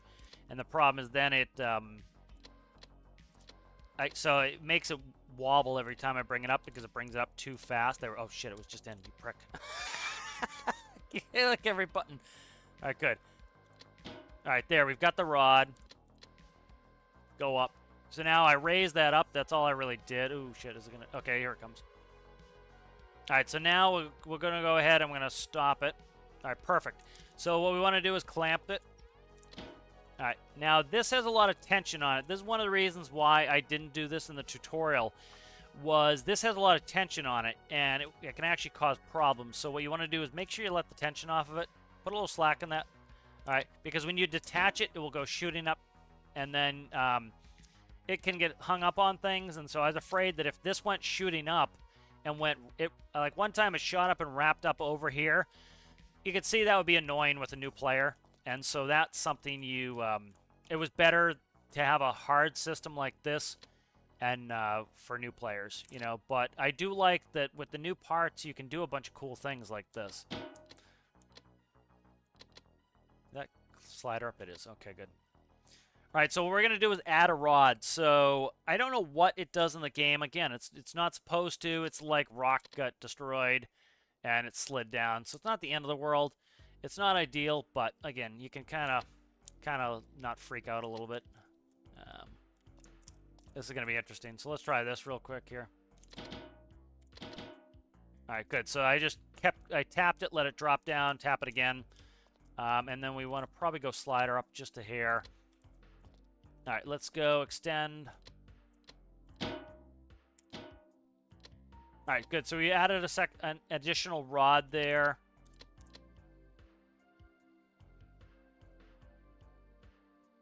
All right, let's go ahead and we'll push the rod down. We'll drill.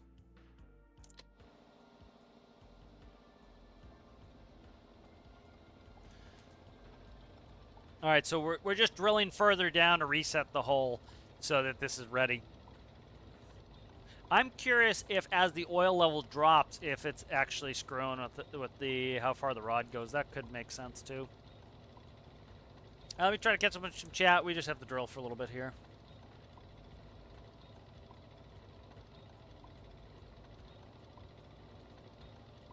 I'll try to catch up on chat here. It looks like you guys are talking amongst yourselves. Yeah, if you guys have any questions for me, just do an at Captain Cockles.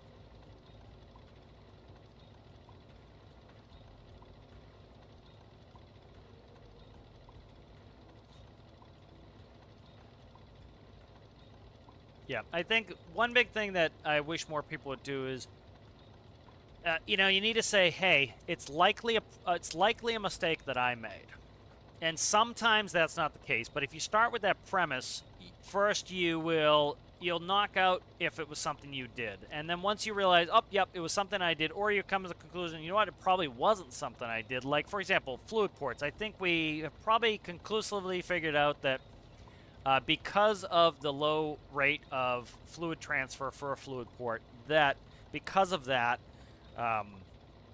you know, stuff like raw water cooling is not things we're doing. It's a game issue, you know. But for example, you had up to like people are literally still saying today that Steam does not work at all.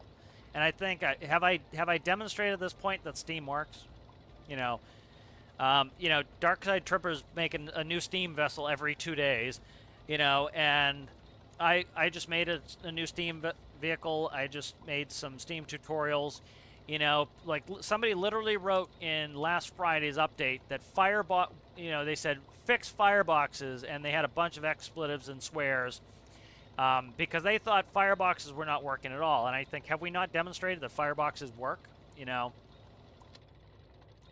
for those of us who have been using Steam, fireboxes appear to be working to me, right? All right, so we're going to send this all the way up. I'm going to let this stop moving, and then I'm going to save. Again, save, save, save, save, save. Like, a lot of people don't back up their they don't back up their vehicles. Insanity. Back up your vehicles. You know, and then they get devastated when they lose them. Well, you didn't back them up. Back them up. You know, any sort of write error with the game could destroy your vehicles. Any sort of write error with Steam could destroy your vehicles. Any sort of write error with Windows could destroy your vehicles. Back them up. I've got them on a portable hard drive. I literally have, you know, hundreds of gigs of just backed up vehicles for months. If I lost all my vehicles, I'd be like, okay, and I'd lose maybe at most a day's progress. You know, so like stuff like that. All right, so let's see. That's pretty good there, I think. All right, so we're gonna save, and we're gonna make a different save. So here's oil drig. Let's see. New rod.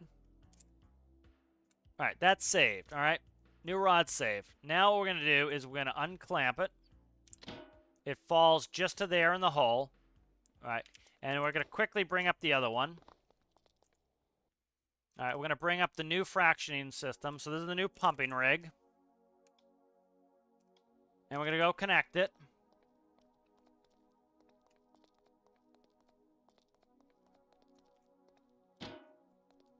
All right, good. The table clamp is on. Now, this one is, okay, so I needed to go a little higher. So something has happened, and let's actually diagnose this a little bit. So see, it's falling down the hole. So I think it's clipping in, and it's falling down the hole. All right, so that's fine. So let's go ahead and load that save.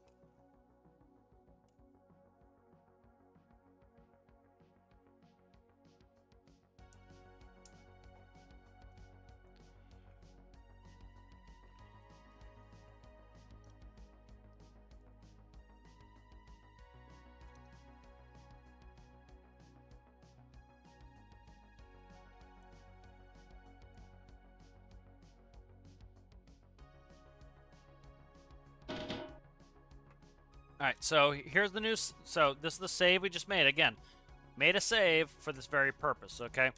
So what I want to do is bring this down.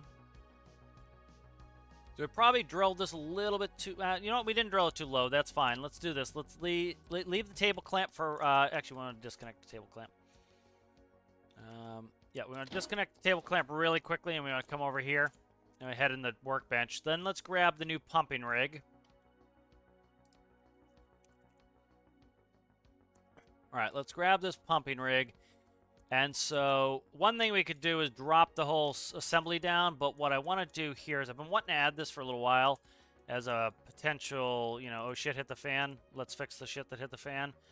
So what we'll do here is let's grab yellow color, linear track. So again, adding components that deal with problems we may have, you know. That is one too close, is it not? It is. Okay, that's fine. We'll fix it.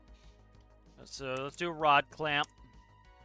A mag-all would work too. Yep,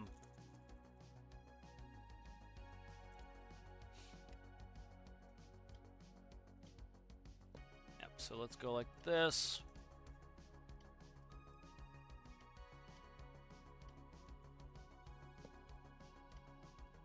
You know, so now that we know this is going to be a problem, you know, we know how to fix it now. We know that there's a pretty simple solution to fix the rod if the rod gets lost.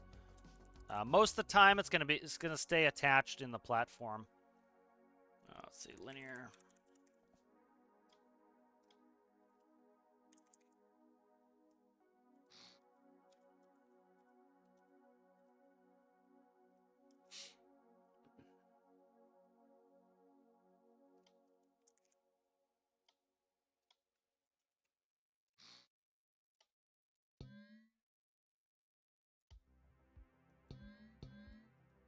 Okay, and then let's just do a toggle. I don't need this to look good right now. I just want to get pumping, get some oil. Again, this base is gonna continually get improved over time, so it doesn't need to be perfect right now. We'll keep improving it. All right, so that will clamp. So this is gonna be designed to just slide up and help us in this situation. So let's go ahead and save this. Now let's do, what is it? Pump. Pump and refinery. Refinery. Tutorial. What's today's date? 1/11.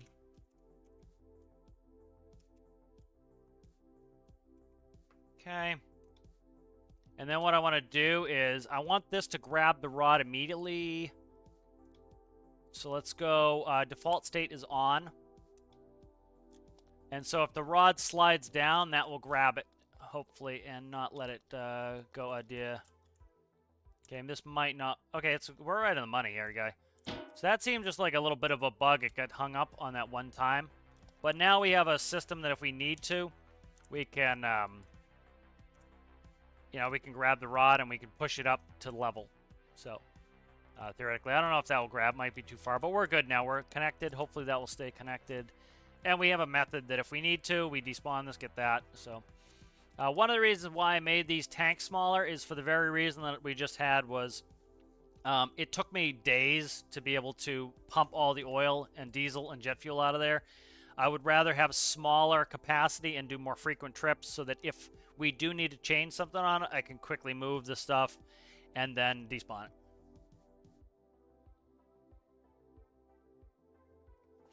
All right, good. Let's go ahead and... So this is the fraction tower. I haven't played with it in a while. Hopefully it still works. I think it does, but we'll see. Let's pump. That's toggle button on. That's good. All right, so we'll start pumping oil. Like, I don't have any visible meters. Those will go in. I actually think I do. I think I put them here. No, that's in the fraction tower. So I haven't put them here yet. But, all right, we'll start the fraction tower up. We'll start pumping. We need a lot of diesel. Diesel's going to be our baby right now. We're going to do both because these tanks are small. But diesel's kind of our... I have no pump outs. Okay, shit, I got to fix this. All right, so, yeah, I need to fix this to pump outs. All right, that's fine. Let's go.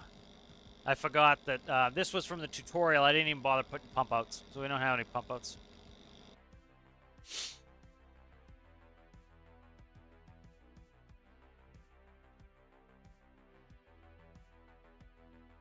Oh, thank you, Anton. Yeah, I'm glad that it works for you.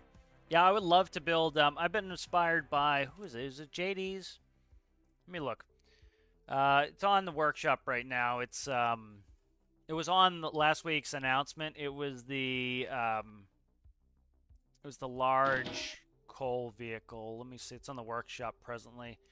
Yeah, it's on the top of the workshop. It's by... Gunter Diaz. I don't know what their name is in game though. I gotta check. But yeah, that was a really cool. I'll show you guys real quick. But that was this is a really cool piece of mining equipment. I'd like to. That'd be awesome to build something like that myself. That is by. Is it Lukey the Fluffy one? I guess it is. Yeah, Lukey the Fluffy one. Okay, yeah, that's Lukey the Fluffy one. Did that that big steam shovel. All right, so let's see. We're back here. What do I want to do? All right, so I want to work on that facility. So let's disconnect that. So notice this isn't clipping. Oh, it's a little bit. Let's grab in here. All right, let's go ahead to the pumping station. And we need to add pump outs. I didn't put pump outs in here yet. So I need those. All right, so I have the holes too. Let's see. All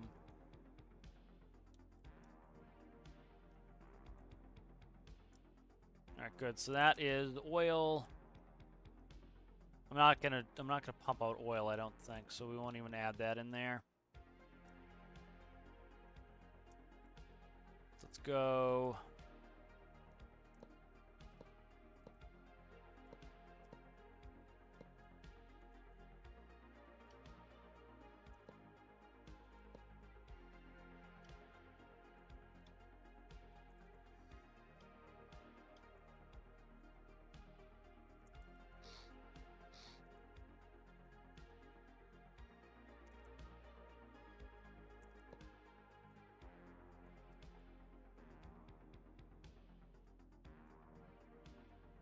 Jets left. Okay, let's go.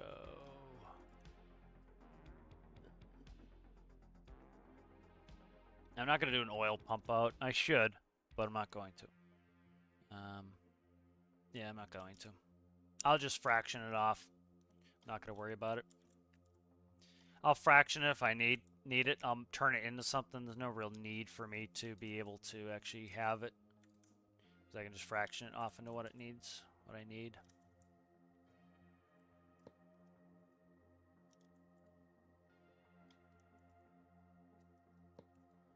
Let's see.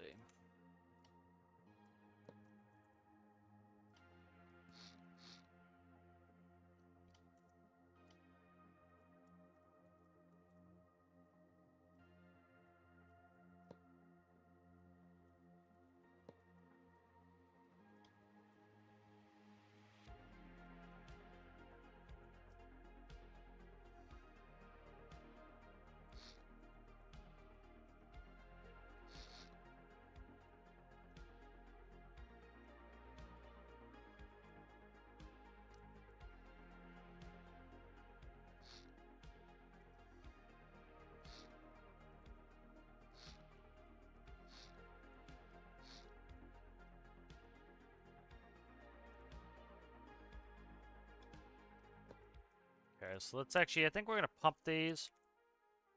It's free to pump anyway, so might as well do it.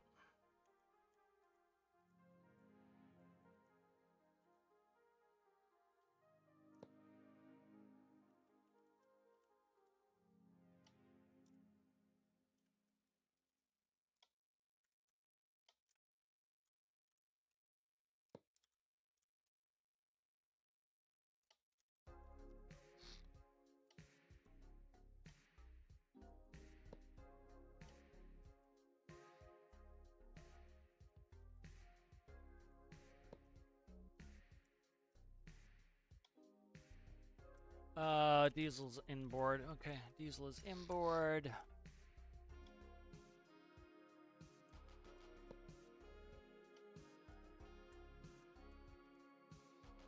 Here's diesel, and then we will connect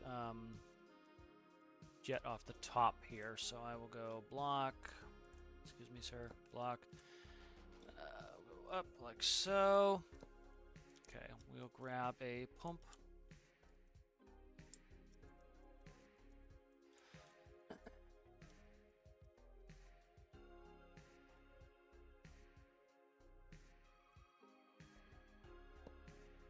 Okay. Yeah, so the tank size here is a lot smaller than the other one, just because it's like it was okay with the regular career build series. It wasn't a big deal because I was moving fuel fast enough. The base is also close. This base is not super close, so it's kind of nice to have a smaller one that I can change. And with them still playing with pressure, it's kind of nice to be able to quickly just, you know, okay, I need to drain this facility and reboot it. It's not a big deal. Okay, let's go.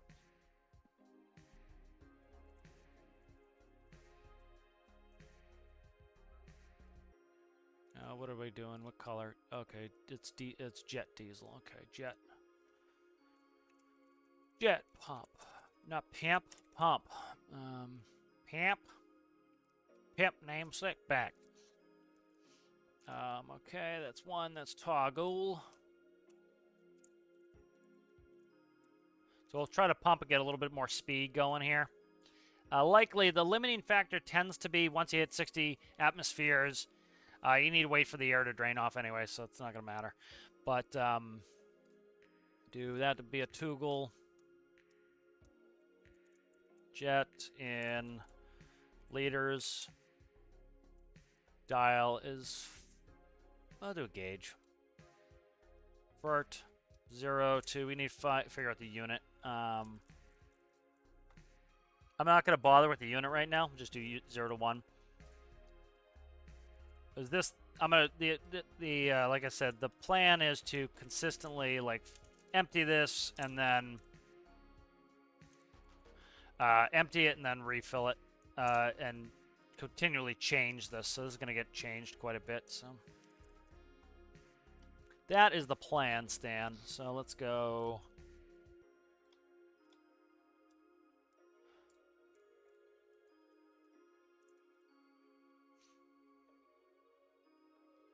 Okay.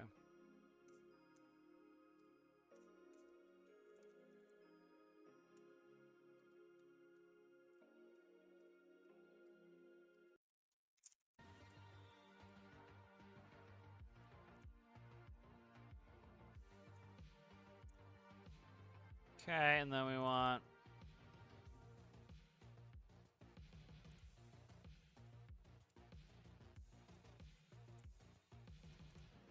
Okay, good. Yeah, we'll do that. All right, good.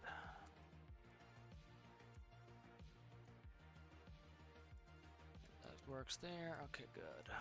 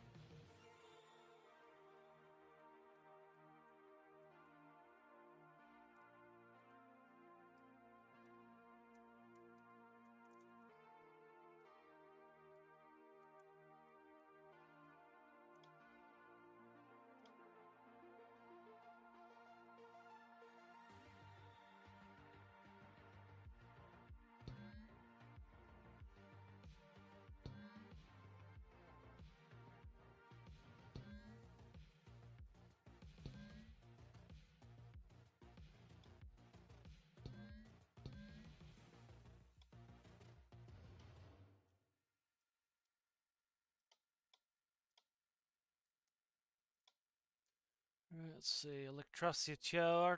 Let's see, Elec. Alright, that should hopefully be Goob.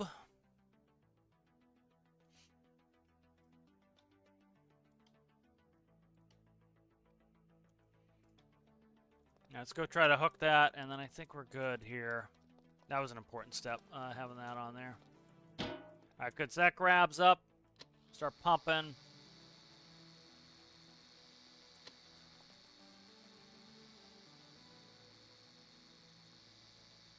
Alright, so we already have 1,200 litras in there. This didn't change this over here. Okay, those are good. Those are zeros. Let's make sure these are just toggling correctly. They should be doing nothing, but...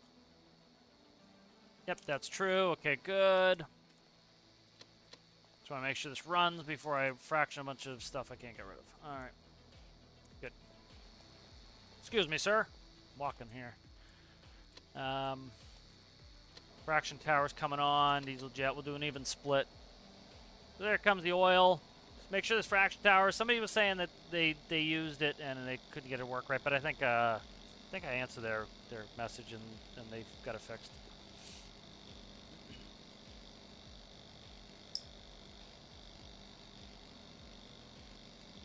Remember, Tandem, if you're going to talk to me, do at Captain Cockles. It's a lot easier. I know you're not talking to the other people in there, so just do at Captain Cockles. How do you manage to play in career? I just can't have fun in career knowing a bunch of unfinished projects.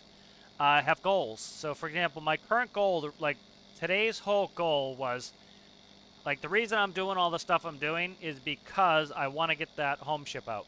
So, I want to be able to use the home ship. So, the home ship is ready to go. Everything works. It can work without any sort of quote-unquote cheats on. The things I need to make it work, though, is I need a lot of diesel. So because I need a lot of diesel, I needed to empty the old facility to be able to spawn the new facility. That's going to give me things to do, like I need to truck diesel from here back to... It's going to end up being FJ. And so... that gave me a goal to do, and so then that gave me motivation to work on the helicopter today because I want to be able to take out the home ship, the helicopter, the skiff, to be able to go do missions. And so it kind of gives, by having these long-term and short-term goals, it kind of tells me what I should be doing next gameplay session. If I don't want to do that, that's fine, I can do something else. But so right now, the reason I'm working on oil is because I have a goal. I'm not just making money for the sake of making money.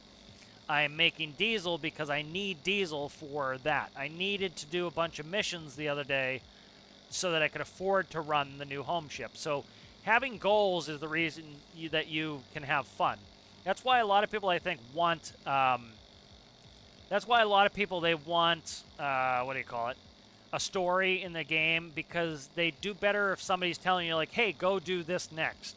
for me, I don't like that. I like to come up with my own thing to do next. So that's how I have fun in, you know, in career, is by constantly having short-term, medium-term, and long-term goals. Like, you know, the long-term goal is to get that home ship out, and so therefore the you know, the other goals align with that, the making the money. So then a short-term goal might just be sleep at a bed, get some missions, do missions. So if I have, like, say 30 minutes to play, I would do a mission because my long-term goal is just to make this number bigger, you know, frankly. And so that's kind of how I tend to enjoy career, and how I play so much career and enjoy it is always, like, you know, very rarely do I have nothing to do, and then if I'm bored, I take a break. You know, a lot of people are afraid to take a break. They just bang their head against the wall, and then they get burned out. It's good to take a break now and again. Let's see what's going on here with Diesel and Jet. What is up with these? These are not putting out liquid very much. Let's see what's up. I want to make sure this is running correctly.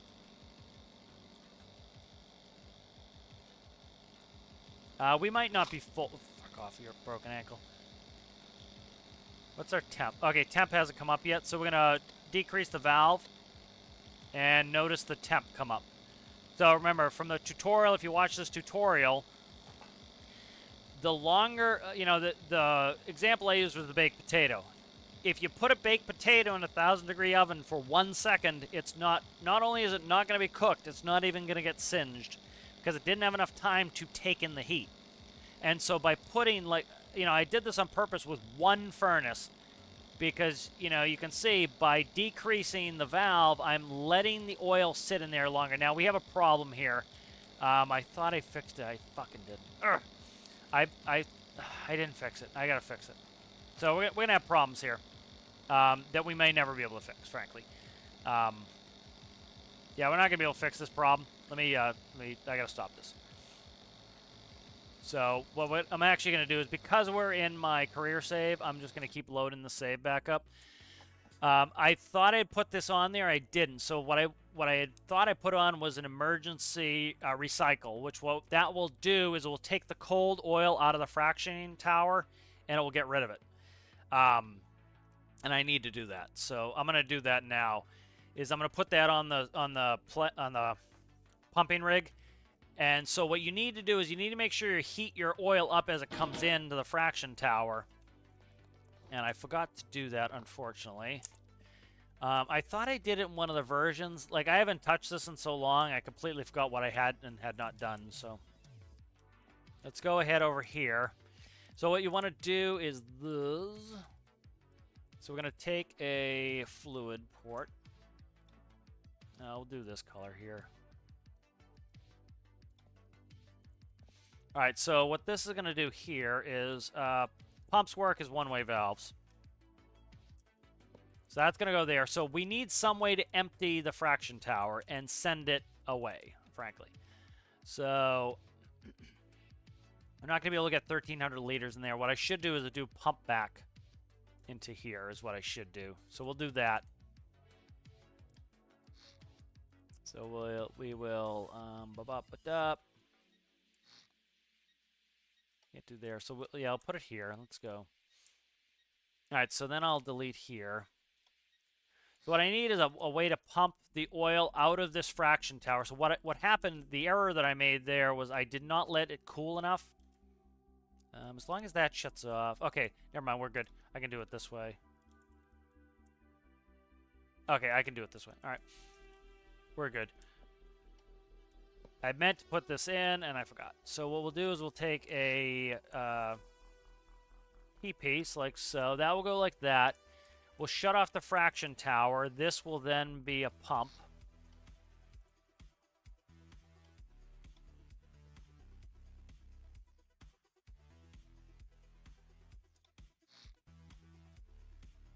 We'll do a liquid exchange here. All right, so this was the problem: is I didn't do my settings quick enough, and so this filled up with cold oil, and this does not cycle heat.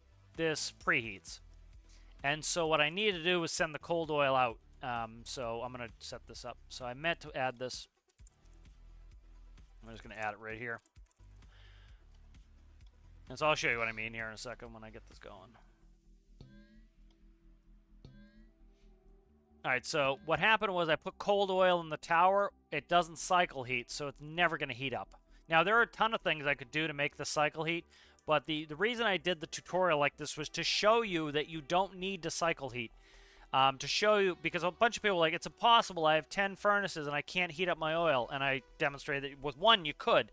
So if you want to go overkill, you can go overkill.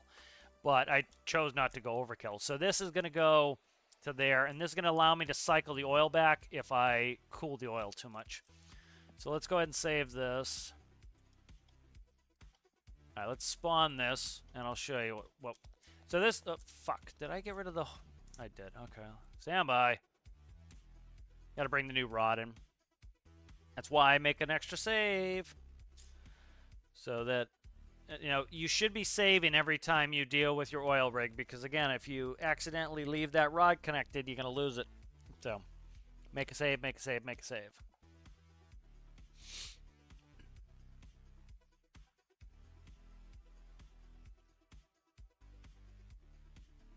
How's it going there, Rasmus? Good to see you. Alright, so this is what caused my problems. I didn't click that because I had a precautionary save. The world didn't end.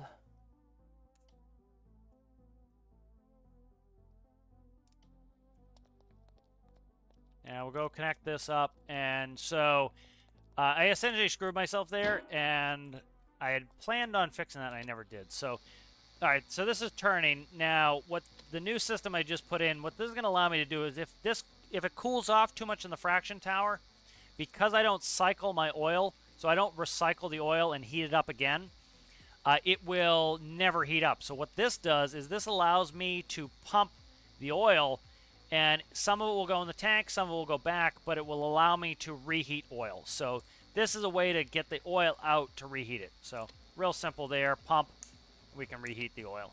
So that's why I added that. So we'll go ahead and turn the fraction tower on, and I'm going to decrease the valve percentage down to like, oh, I don't know, I think 19 is pretty good. So if you missed the tutorial, the whole thing was baked potato. Baked potatoes in a 1,000-degree oven for a second, it's not going to cook the potato, right? If you take a baked potato and you put it in a 500-degree oven for an hour, it's going to cook the baked potato. So by sending the oil through the furnace as fast as humanly possible, you're putting the potato in, taking it out. Oh, it's raw. Why is it raw? It doesn't make any sense. It's raw. Put the potato in longer. Slow the flow down so now the oil has time to heat up in the furnace. And so you notice the temp comes up. You'll notice we have very little oil in there. Again, if you take a huge pot of water, oil, whatever, it's going to take you a long time to heat the oil up. If you have a tiny little pan of oil, it's very quick. It heats up the oil quick. So you want to reduce the flow, let the oil get up to temp. And so you can do that all with the valve. The valve is slowing it down. So this valve's on top here, slowing it down. Now, you know, the intention was for me to come back to this, which is why I'm doing it now, and improve on this system, and I'll release it on the workshop as I improve it. Like, for example, you can use a heater to heat a volume of, in this case, oil. You can use it to heat the oil, so. And that's nice and compact, so we could even add that on there.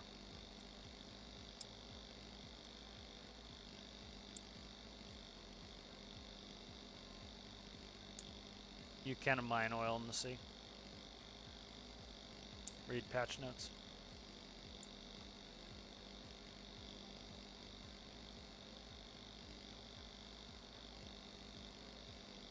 I used to use Firefox back in the day, but I haven't. Alright, so notice this is slowing down. It's heating here. Let's decrease the valve. See if we're increasing temp. We're slowly increasing temp. Things could have changed as well. People had talked about things have changing, but we're going to keep testing and make sure I can get this back up to temp. So I decreased the valve percentage to 15, and my temperature went up even more. I'm letting this cook in the oven more. Let's go down even more. We don't want to go too slow or else we're just not introducing enough oil. But that's why I have valve control on here, is I can sit here and watch it. The thing is, I want to get my oil up to 300 degrees before it fills the tower because I can't add any new oil to keep heating. And so that's why I put this pump, is in the event that I do it wrong and I fill this with cold oil, I can send the oil out and reheat it again. So.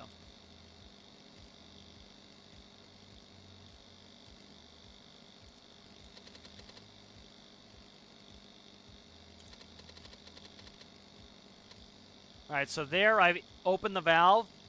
So there's a balancing act. I didn't let enough hot oil in, and so now what I'm pretty much doing here is sitting, oscillating. What we will do is it will be PID controlled. The PID will automatically control the valve to maintain greater than 300 degrees. So let's say I want 305 degree oil at all times. It will say, oh, oil temp's going down. We need to decrease the flow. Okay. Now oil temp is coming up, we can increase the flow, and it will pick the perfect valve tuning, essentially, to let it in. But I wanted to do it manual in the tutorial, because if you understand how to do it manually, bingo, here we hit 300. If you understand how to do it manually, you can do it, you can then automate. Don't automate first. You need to learn how it works first, then automate.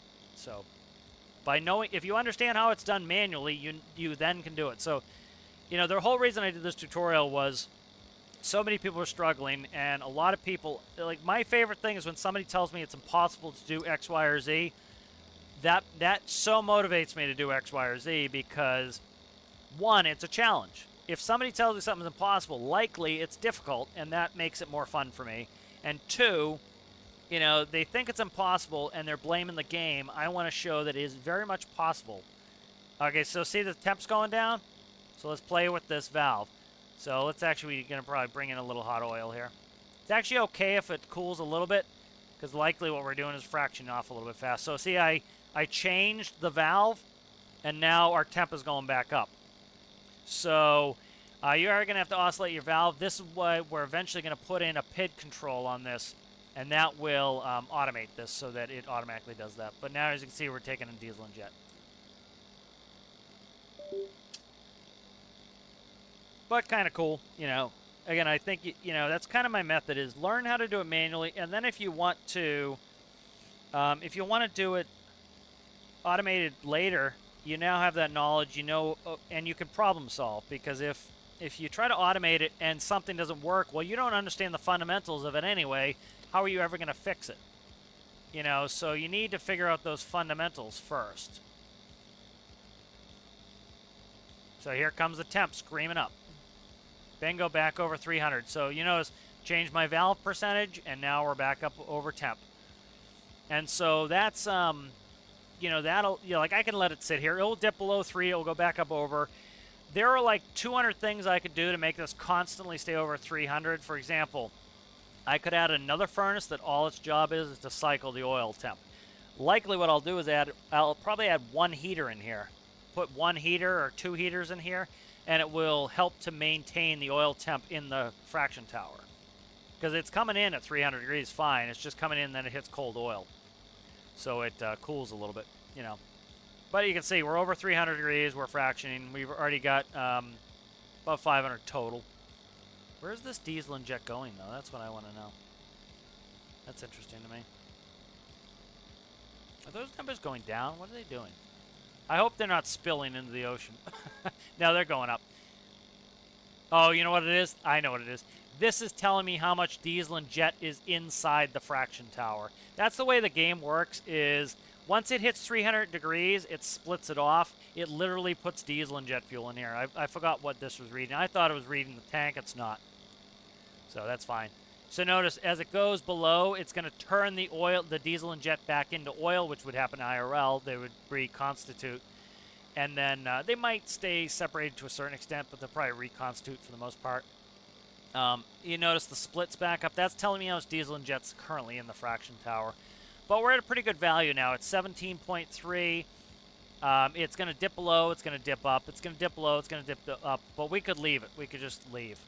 You know, so when I PID control this, the PID's going to automatically do what it needs to do. Here it comes back up. So this will eventually get PID controlled, where we'll be able to go into automated mode, but we'll also be able to click it on manual and manually do it if we want. And I'm a big advocate for that, of, like, I could sit here and be bored just watching, like, oh, yay, it's doing everything it's supposed to be. Or I could, manually play with the valve. So this will eventually be pig controlled, where it automatically will maintain 300 degrees the whole time. This is a big thing, though, was this will allow me, if this cools off too much, I need to get the oil out to be able to reheat it. So this allows me to turn this pump on and recycle the oil, and that will keep that hot. So we should be good here. If we look over here, you can see this is filling up with diesel and jet. I don't know what the capacity is. Let's read their capacities. I should have put their capacities in. I'll do it later, though. This will hold 10,006. So 10,000 liters each. So I wanted the capacity small. And then I think this is double that, or close to double that in oil. Yeah, about 20. So pretty close. All right, let's read a little chat. Oh, classic Mini Cooper's cool, yeah. Yeah, you need. I think it's like sometimes it's 300 meters. I've never done ocean just because I'm not interested in it. Citrus is sick. Yeah, I'm finally getting over my cold completely. I still had like some sinus stuff, but luckily that's going. All right, so now we have our old save. We're not gonna erase that. That's in if shit really hits the fan, we have that. So go ahead and we'll save that. So it's good to have a bunch of backups. It really is. So we're making plenty of diesel and jet. You notice we're already at, these are about 10% full already. And so we can go do something else. Oh, shit. Did I screw up? Let's see. No, I re-rolled the save, so we might be all right. Let me check. I purposely meant to despawn. Fuck, they're still here. Oh, that sucks. I was trying to get rid of these people, and I completely forgot. Okay, let's do this. Let's get rid of these people. That was on the to-do list, so I don't really care if we lose this right now. So, all right, so this is saved. Let's go ahead and load up this one, new rod. We saved the rig, so that's good.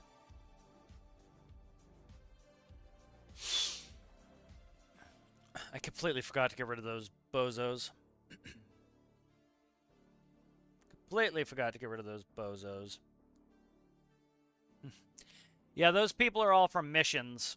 They've been rescued, and they're not despawning. They're not despawning because the rig has a keep active block on it. So what I'm going to do here is we're going to grab this away. All right, we're going to quickly save. We don't need to save it. All right, so what we need to do is get the hell out of Dodge. So we're going to get out of here. And hopefully what we'll be able to do is get the people to despawn. So we're going to go to Tajin. We're going to save it. Make another brand new save. We're going to load it.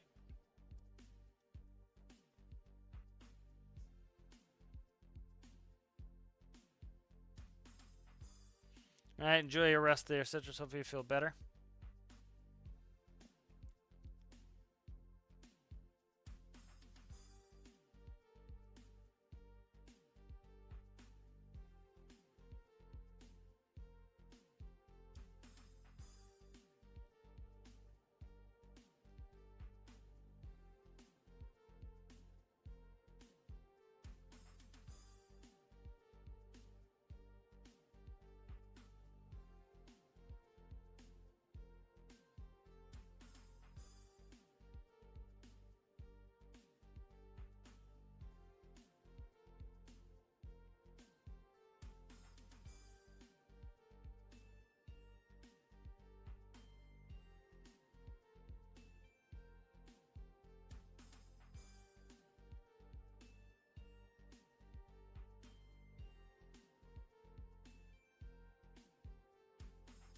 Sorry, guys, just writing a quick message. All right, so we went outside of range, so hopefully those people have despawned. Hopefully the rod has not fallen down the hole whilst doing such a thing. This fucker has a keep active block on it. All right. Let's try to let's get rid of this and see if the keep active block on this bad Johnson screwed us. Because I knew that was something that had to go too. Are these friggin' morons gone? Hey, the morons are gone. Alright, so they've all despawned. Alright, beautiful. Alright, good. So the morons have despawned. Excellent. Alright, Rod's still in the hole. Look at that. Rod Stewart. We're still good there. Okay. Make sure everything I just added is still on here. Yep. Okay, good. Alright, let's get this connected. Alright, good. So we should be good off to the races now. We're going to cut this down. Let's go down to like 15% for the initial warm-up. Yep, so those people are gone. That was on the to-do list. I should have checked a checklist or something of things I needed to get done. But, you know, not a big deal. Luckily, I didn't get these full and then realize, oh, shit, I got to get rid of those people. But they're gone. I've been wanting to get rid of them for a while. Because they crashed me once as two of them glitched into each other.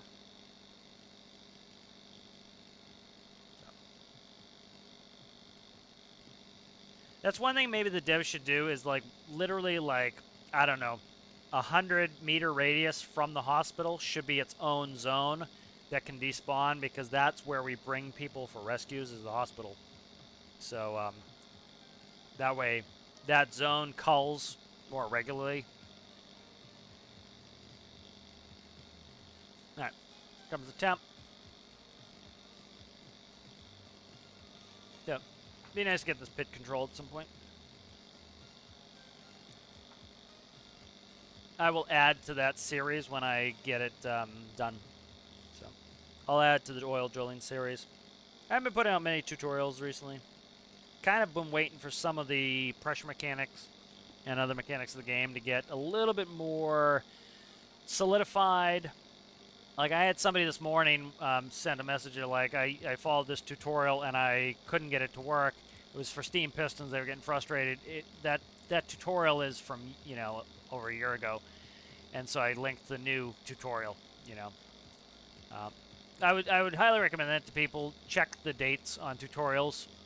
More recent doesn't necessarily mean it's a good tutorial, but more recent means that hopefully it's working with the new mechanics. Yeah. And I think for a long time, the devs were afraid of making changes. A bunch of the community kind of gave them a green light of, hey, make changes. We'd rather you break the game. They didn't put it that way. We'd rather you change fundamentals of the game to improve functionality than to arbitrarily keep something in a less than ideal state to satisfy people who essentially don't like to build and don't want to make any changes, you know. Of course, it's not universal there, but that was the way a bunch of people were kind of approaching it. Where am I at here? Up valve percentage, way too high.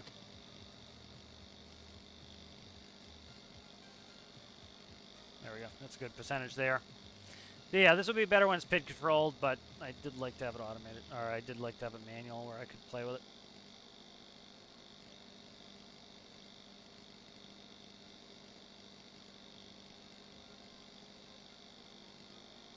All right, here we're coming up on 300. The one thing you don't want is you just don't want this full of oil before you heat it up, or else you're going to have problems.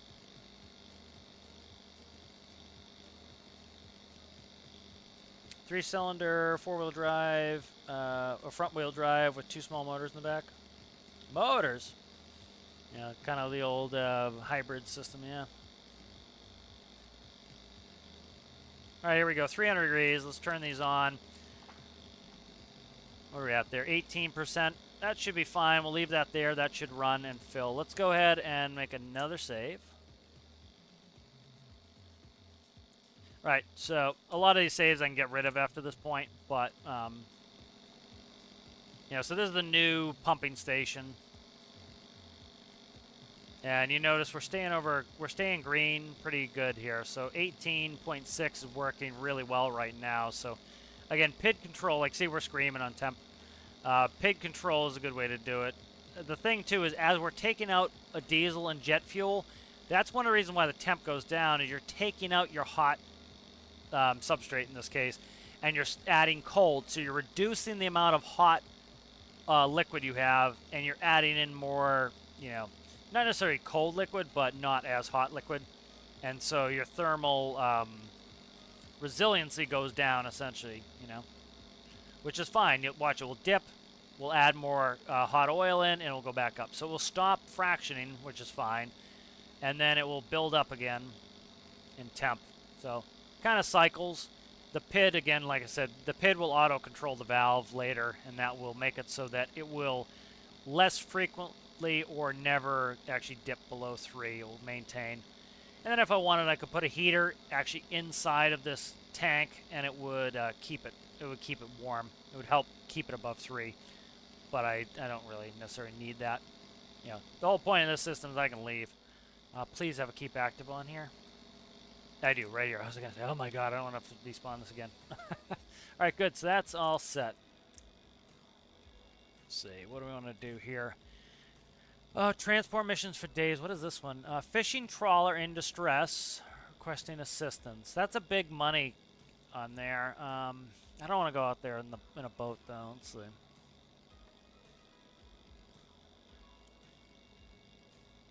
Okay, so there's a transponder mission.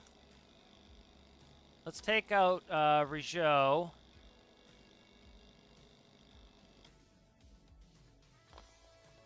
So that rig will run passively while we're out. Rijot had no overheating problems. We tested that last time, so don't have to worry about shutting off cooling. I'm going to turn the AP on right now.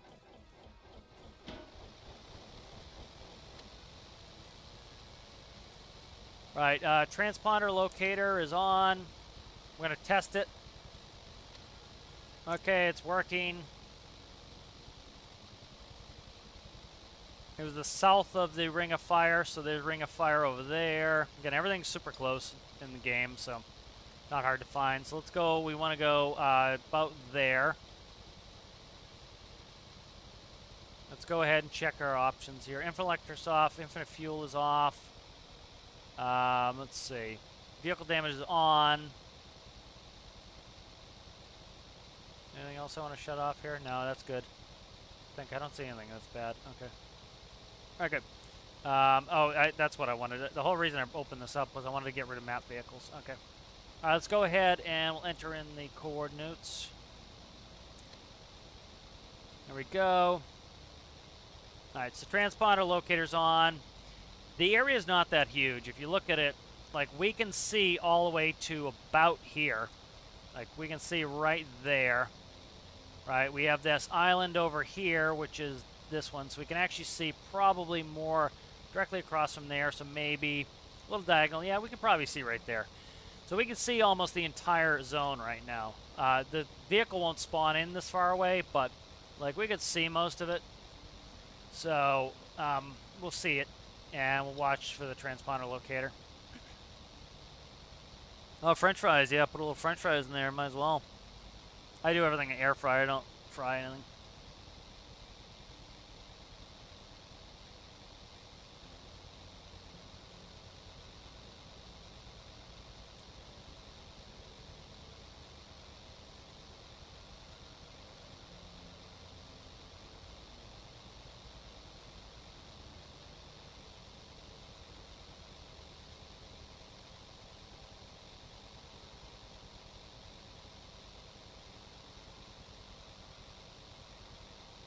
Send a message, guys, as we head out there.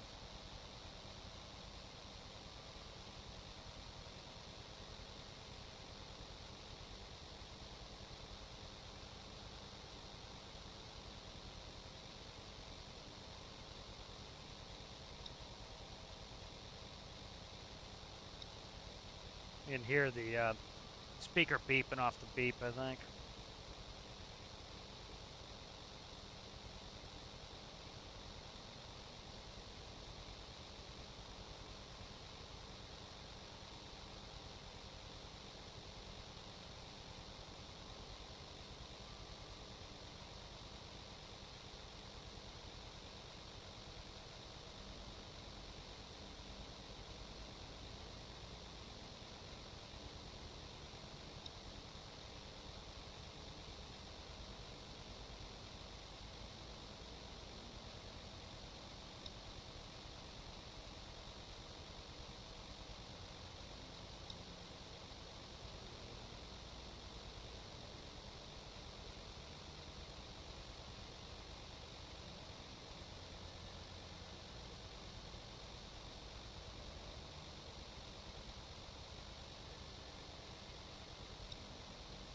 Alright, so you can see the beep's going faster. Let's actually give it a look.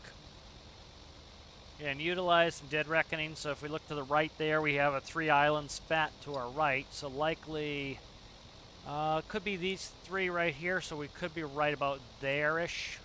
Make sure we didn't hit that island behind us. You can see, yes, we're a little bit further than that. If we look back here, this is the island. We're a little bit further up, so it could be this set here. We're within the range. Got to look a little bit more. Kind of had my head down, so we'll see if we can see it. But we'll be able to see all this zone, so.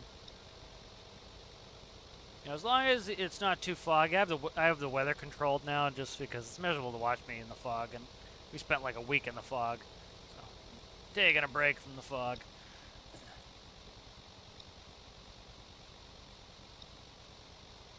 But you can hear the beep go as, up there is, alright, good. We got eyeballs on it.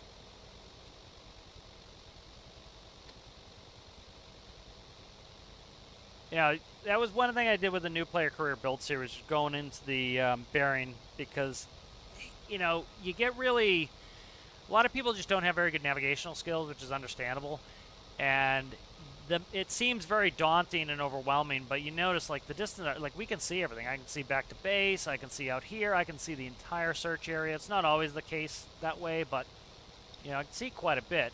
And that makes it easy if you can quickly just put in a GPS coordinate search. What is that over there? See that over there? What is that? Is that the sprite for the volcano, and it looks like it's outside of it? I don't know. Let's check temps. Yeah, temps are nice and cool. Now, fishing trawler, it will tell me what the mission is here, I think. Okay, we haven't got the mission yet because I'm trying to see if there's a fire. So see the beeps coming up here.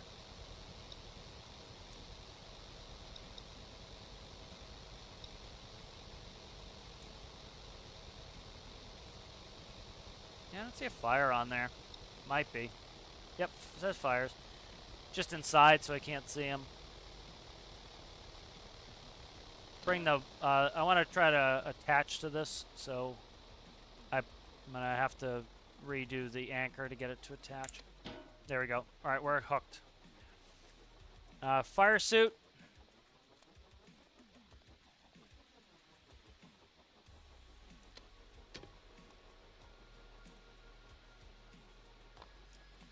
All right, so in here,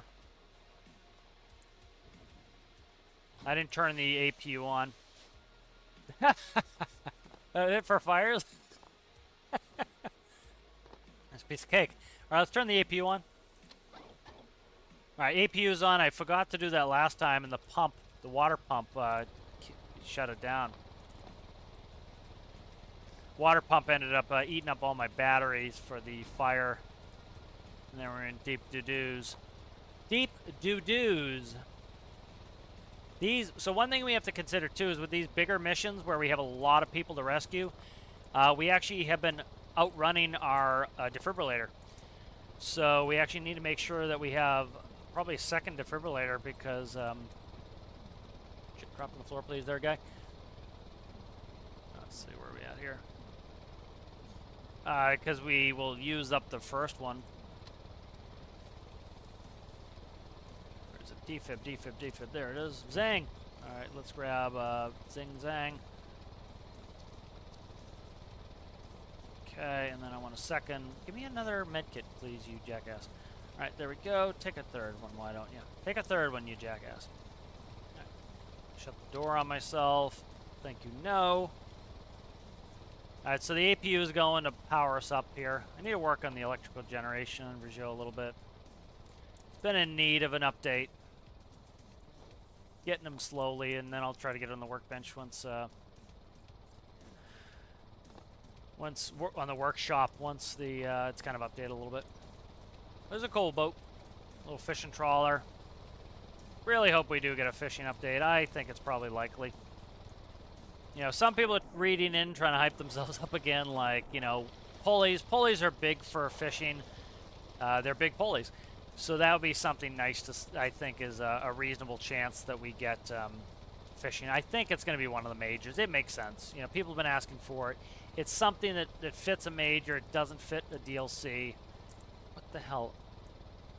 I had to be careful. I started freaking out my boat there. Let's go ahead and shut off vehicle damage. If I do something like that again, it's not fair to me to lose my vehicle because I glitched. So instead of getting frustrated with it, just whilst attached, shut the damage off.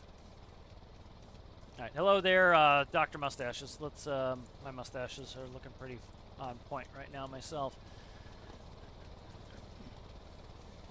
Put you in there. How many we rescuing here?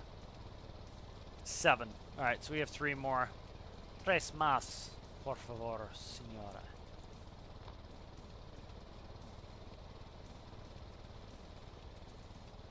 Go upstairs. See what's up here. Nay so far. Let's see. Hey, look at that. Hello, madame. Is that a paint tower there? I don't know.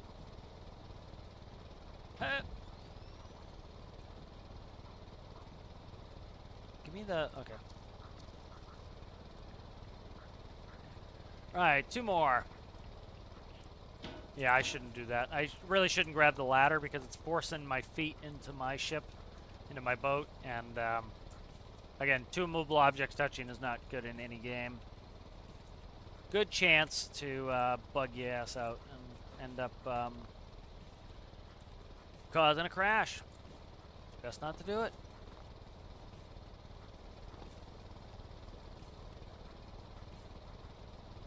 All right, 1 more. What do we got there? 4 banger, 6, 1 more. They're likely somewhere else. They usually do a pretty good job of like moving them around to different places. So I wonder if we have a hatch on the front here. Wouldn't surprise me if they put them up here or something. Nope, nope, nope. Nothing up there. Let's see. We'll go downstairs again. Might be able to go the whole way down. Kind of surprising, a ship this big, we don't have access in the bow. But it appears we do not. Got a weird hull design in here, huh?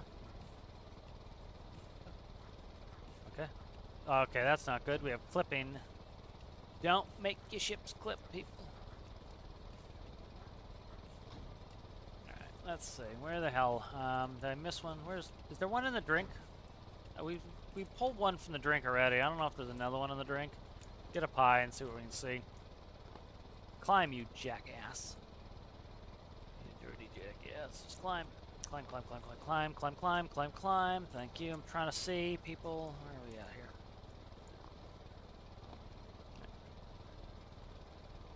The life ring. Hiya. I didn't see a passage forward. Ah, right here. What's that? Nope, I thought I saw a way down. Release. Don't press buttons. I don't know what they do. Famous thing. Let's see. Where the hell is the 7? Say 7? I think it said 7. 7, yeah. I'm losing my damn mind here. We'll go downstairs one more time. Scroll on chat. Sometimes you guys see it. Oh, right here. This door. I couldn't even see that door. Good lordy, man. Oh, fire suit. Mine. So, I bet you there is water in this boat. It is sinking on the aft. People have been saying you can't sink, you can't sink. We went over that the other day. It's slowed now. I don't see any people. Oh, get out of there. Crooked asshole design. Get in there, son. Some of these ships are really, really old. Like, see this clips and that hits and the door gets stuck? Not good. That's how you freak your shit out. I don't see this person. Where? I think I checked all of mid-level up here. I think I checked this all. You hiding? You in there somewhere? Where the hell is this person? Where are you, sir or madame?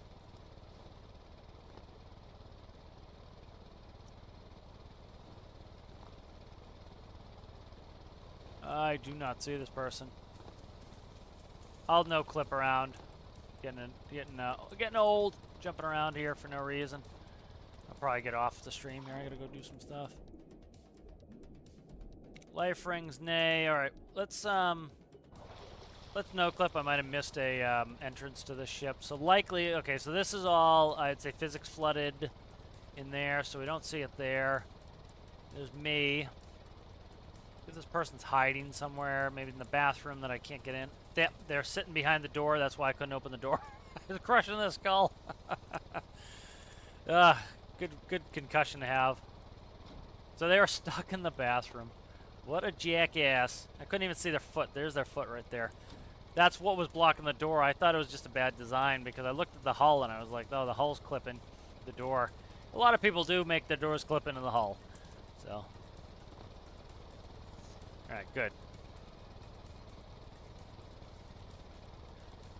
They went to have a crap and they got stuck in there. A tale as old as time. Let's get out of here. That was a fun little mission. Good number of peeps on that one, so should get some good dinero, some drachmas, some sterling, whatever you want to call it. Dinera. Drachmas. Oh, we have the mini truck too. We'll take the minivan out and we'll take that because we need the capacity. It still doesn't have enough capacity. It only has 6 in me. So, but that's good to have a bigger capacity because we're starting to get missions now that have a large enough capacity that I need a bigger transport vehicle. All right, good, and good. So that was a fun little mission. They're getting fun. You know, I like these more challenging, larger missions. They're kind of fun. Oh, I should have taken a screenshot. I didn't have a today screenshot, but whatever.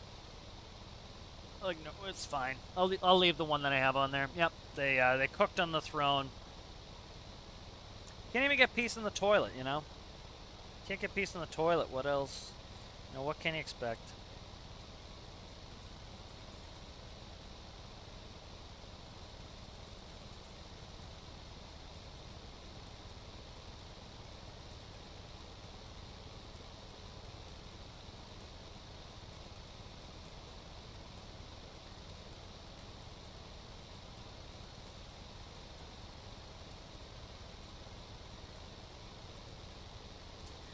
Yes, oil leaking in the ocean. That is what I said.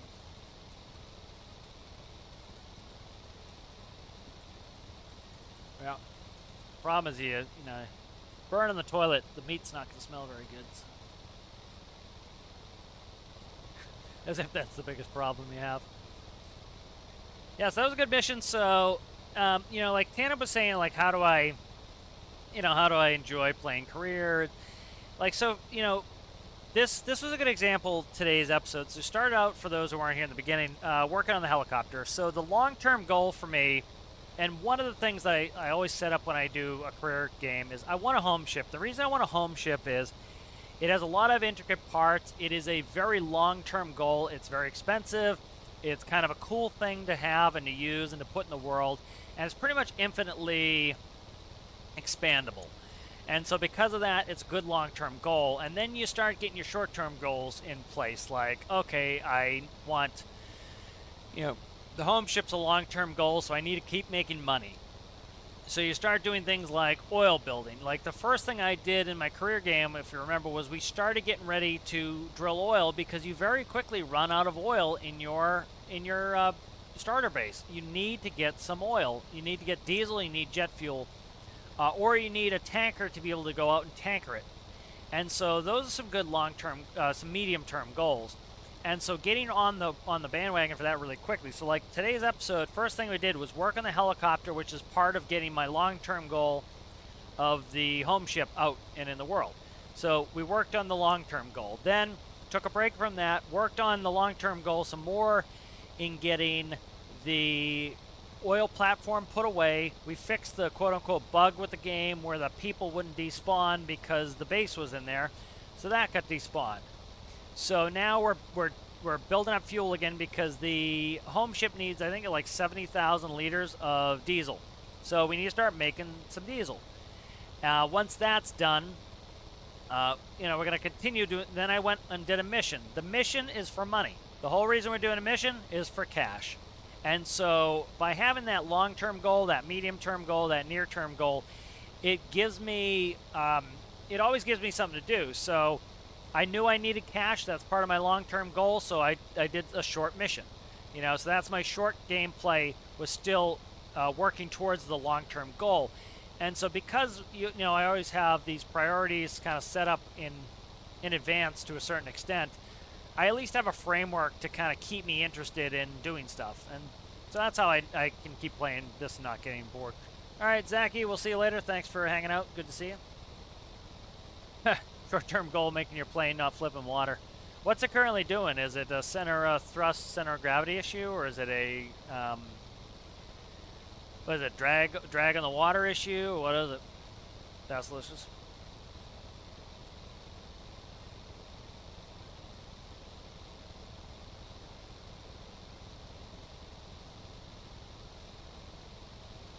Yeah, I like the air fryer for most stuff. I don't like greasy food.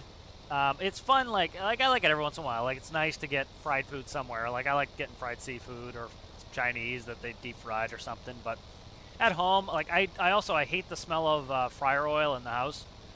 So I don't have any sort of deep fryer in the house because I don't want the smell of the oil in the house. And so that's, you know, it's a good little treat that if I want fried food, I can order it or go get it. You know, so it's kind of a nice little treat to do that.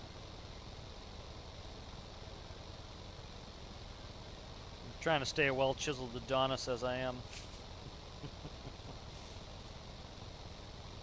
Like to have an ab before I die, so. Currently, I just have the one. If I could get a 2 ab, we'd be in good shape.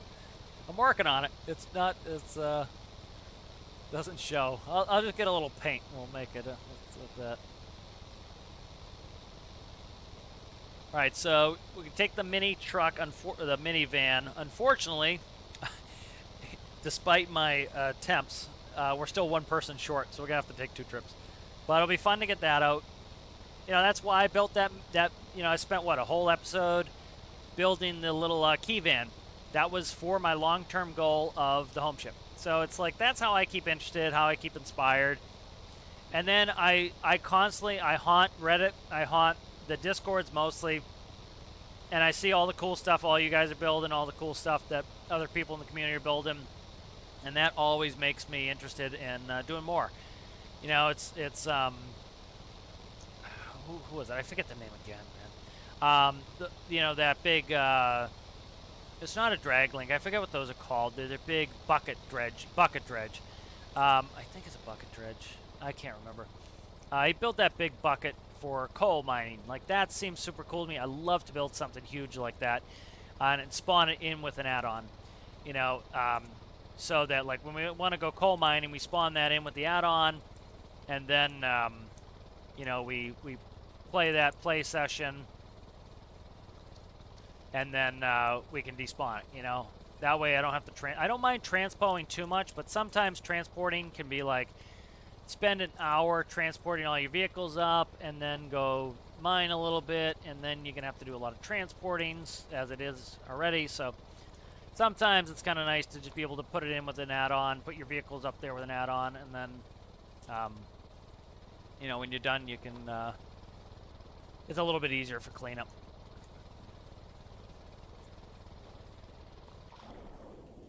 You know, at the end of the day, again, the point of the game is to have fun. You know, if transporting a bunch of vehicles around sounds absolutely miserable to you, don't do it. Put it in with an add-on.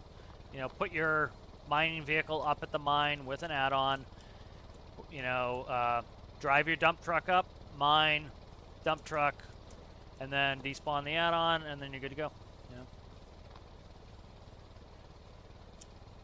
You know, it's like you can do that to load your ships. Spawn an add-on in to load your ships. You know, put a crane in when you want to load your ship. I think what the devs should do is at each of the container ports, at least, I would do it at every one of the large docks. They should have one of the static workbenches for land-based vehicles, and that would allow you to spawn in, say, a tower crane, load your ship, and then despawn it. I think that would be a cool idea. Then you're still like having to actually finance it, which would be kind of a cool little restriction for you. But we've got a good bit of jet fuel here. That's cash. So that right there is worth, what, 694, $240,000 right there. So we, that's our bank account. We have a lot of jet fuel sitting there. So anytime I need more money, we can just use it, We can go sell it at the military base. So that's, again, another good long-term goal of need that money. It's right there. We can just grab it. I think I lose all these people if I click the workbench. Yeah. See if I can do it with... Well, I have all these people on me. They probably stop following me. No, they don't. Oh, that's impressive. I would think they would. I would think it would change the state. And it's like, oh, yep, you're no longer attached to these people. You're attached to the workbench. It kept me attached to them, which is pretty cool.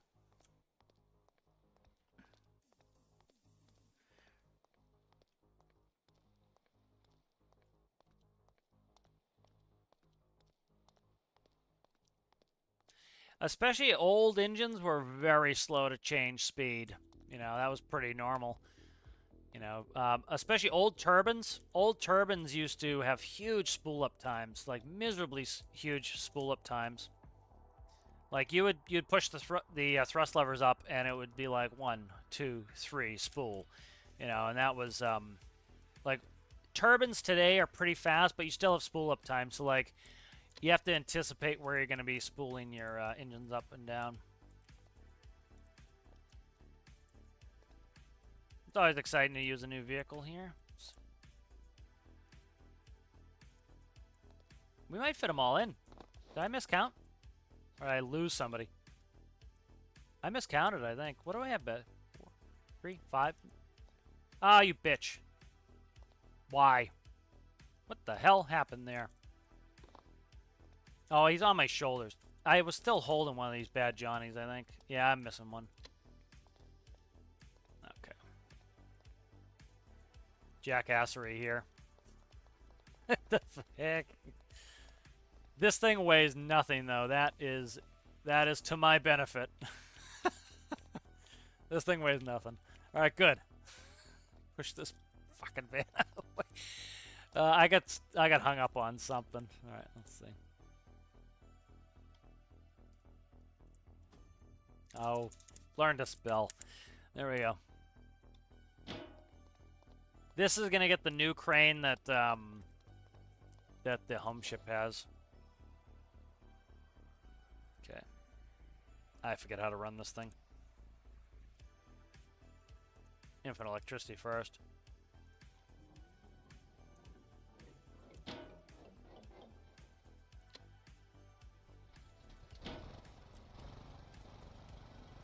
Do I have brakes on? Oh, I don't have it in gear. That'd be why. I have no brakes set.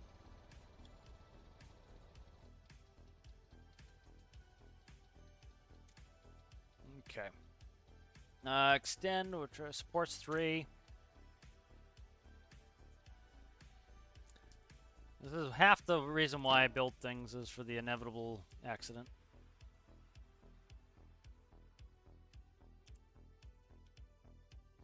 And what's magnet is 4.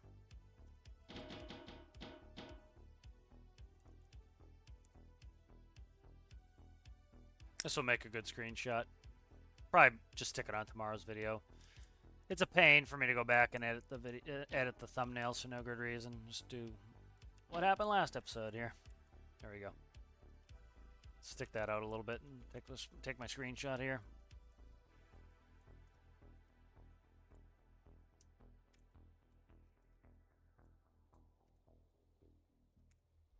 All right, so we can use that one when I need it. Put that down.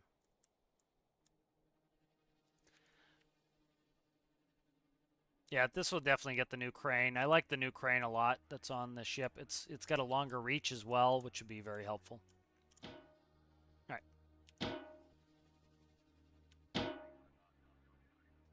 Why did those reattach? There we go. Okay, they're oh, you know what? Whatever. There we go. I can return that like that. Beautiful. And excuse me, jackass, you get to stay here. We got a full house in here, though.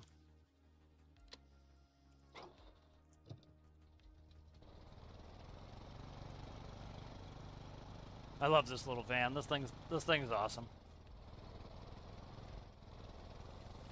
You know, and the challenge of this is what made it interesting to me. I think there are some people who like to, like, they want that instant gratification, and I think, you know, they'll learn eventually that, if it takes some time, if it was a little bit challenging, definitely feels more rewarding. That's why, like, we spent an inordinate amount of time on this, just rebuilding stuff to try to get the cooling to work correctly. And, the payoff is, like, this vehicle feels cool to me because I know that this took a lot of work. I know it was a challenge to get it cooled. I know it's a 2-cylinder engine. Like, put a big, huge honking engine in there that's really low revs and doesn't need a good gearbox and is really super easy to cool because it doesn't rev very high. It's kind of boring. Making this vehicle that was a little bit of a challenge to create, I think is so much more rewarding and fun. A little bit of paint here and there. All right, then. I'll go on your side. You're going to be picky, sir? Where are you? Where is this guy? Okay. I have to look at their dong now to be able to pick them up. So these people won't despawn again because of, unfortunately, the rig is in the world, so I have to, like, look at the seat. I don't think I had to do that before. And we have to go back and pick up that last Johnny, so.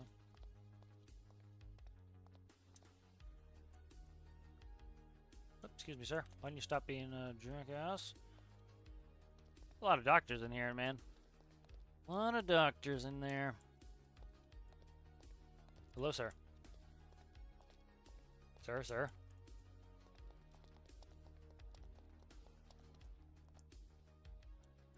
That guy in the back's kind of got my mustaches right now. The mustaches I'm rocking right now is that. Pretty much that on the money. That's pretty much what I'm rocking on the money. The goatee's not that long, though. A little bit of Count of Monte Cristo. Let's see. Can I get you without having issues? There we go. Okay, quickly. I just want to make sure she was on my shoulders while I'm inside crouch, so.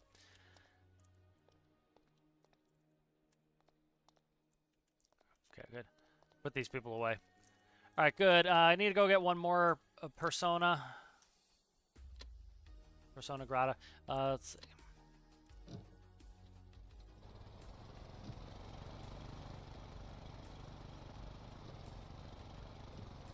All right, we'll see you later, Basilisk. Thanks for hanging out. Hopefully you get your boat to straighten up and fly, or your flying boat to straighten up and fly right. There's a good speed. We're doing 60. Like, I don't know. You don't need everything to go over 100 miles an hour. You really don't. The other thing, too, is I've talked about it before, like, when you're operating heavy equipment slow as fast, you get in an accident, you roll your vehicle, it's going to take you 3, 4, or 5 times as long to get there than if you just kind of slow down and make sure you don't roll your vehicle. Some people are, yeah, I see you over there waving your hands. I dropped you where I did. So sometimes rushing is just not the way to get it done. It's just going to take you longer. Looks like the Unabomber, this one here. Okay, there we go.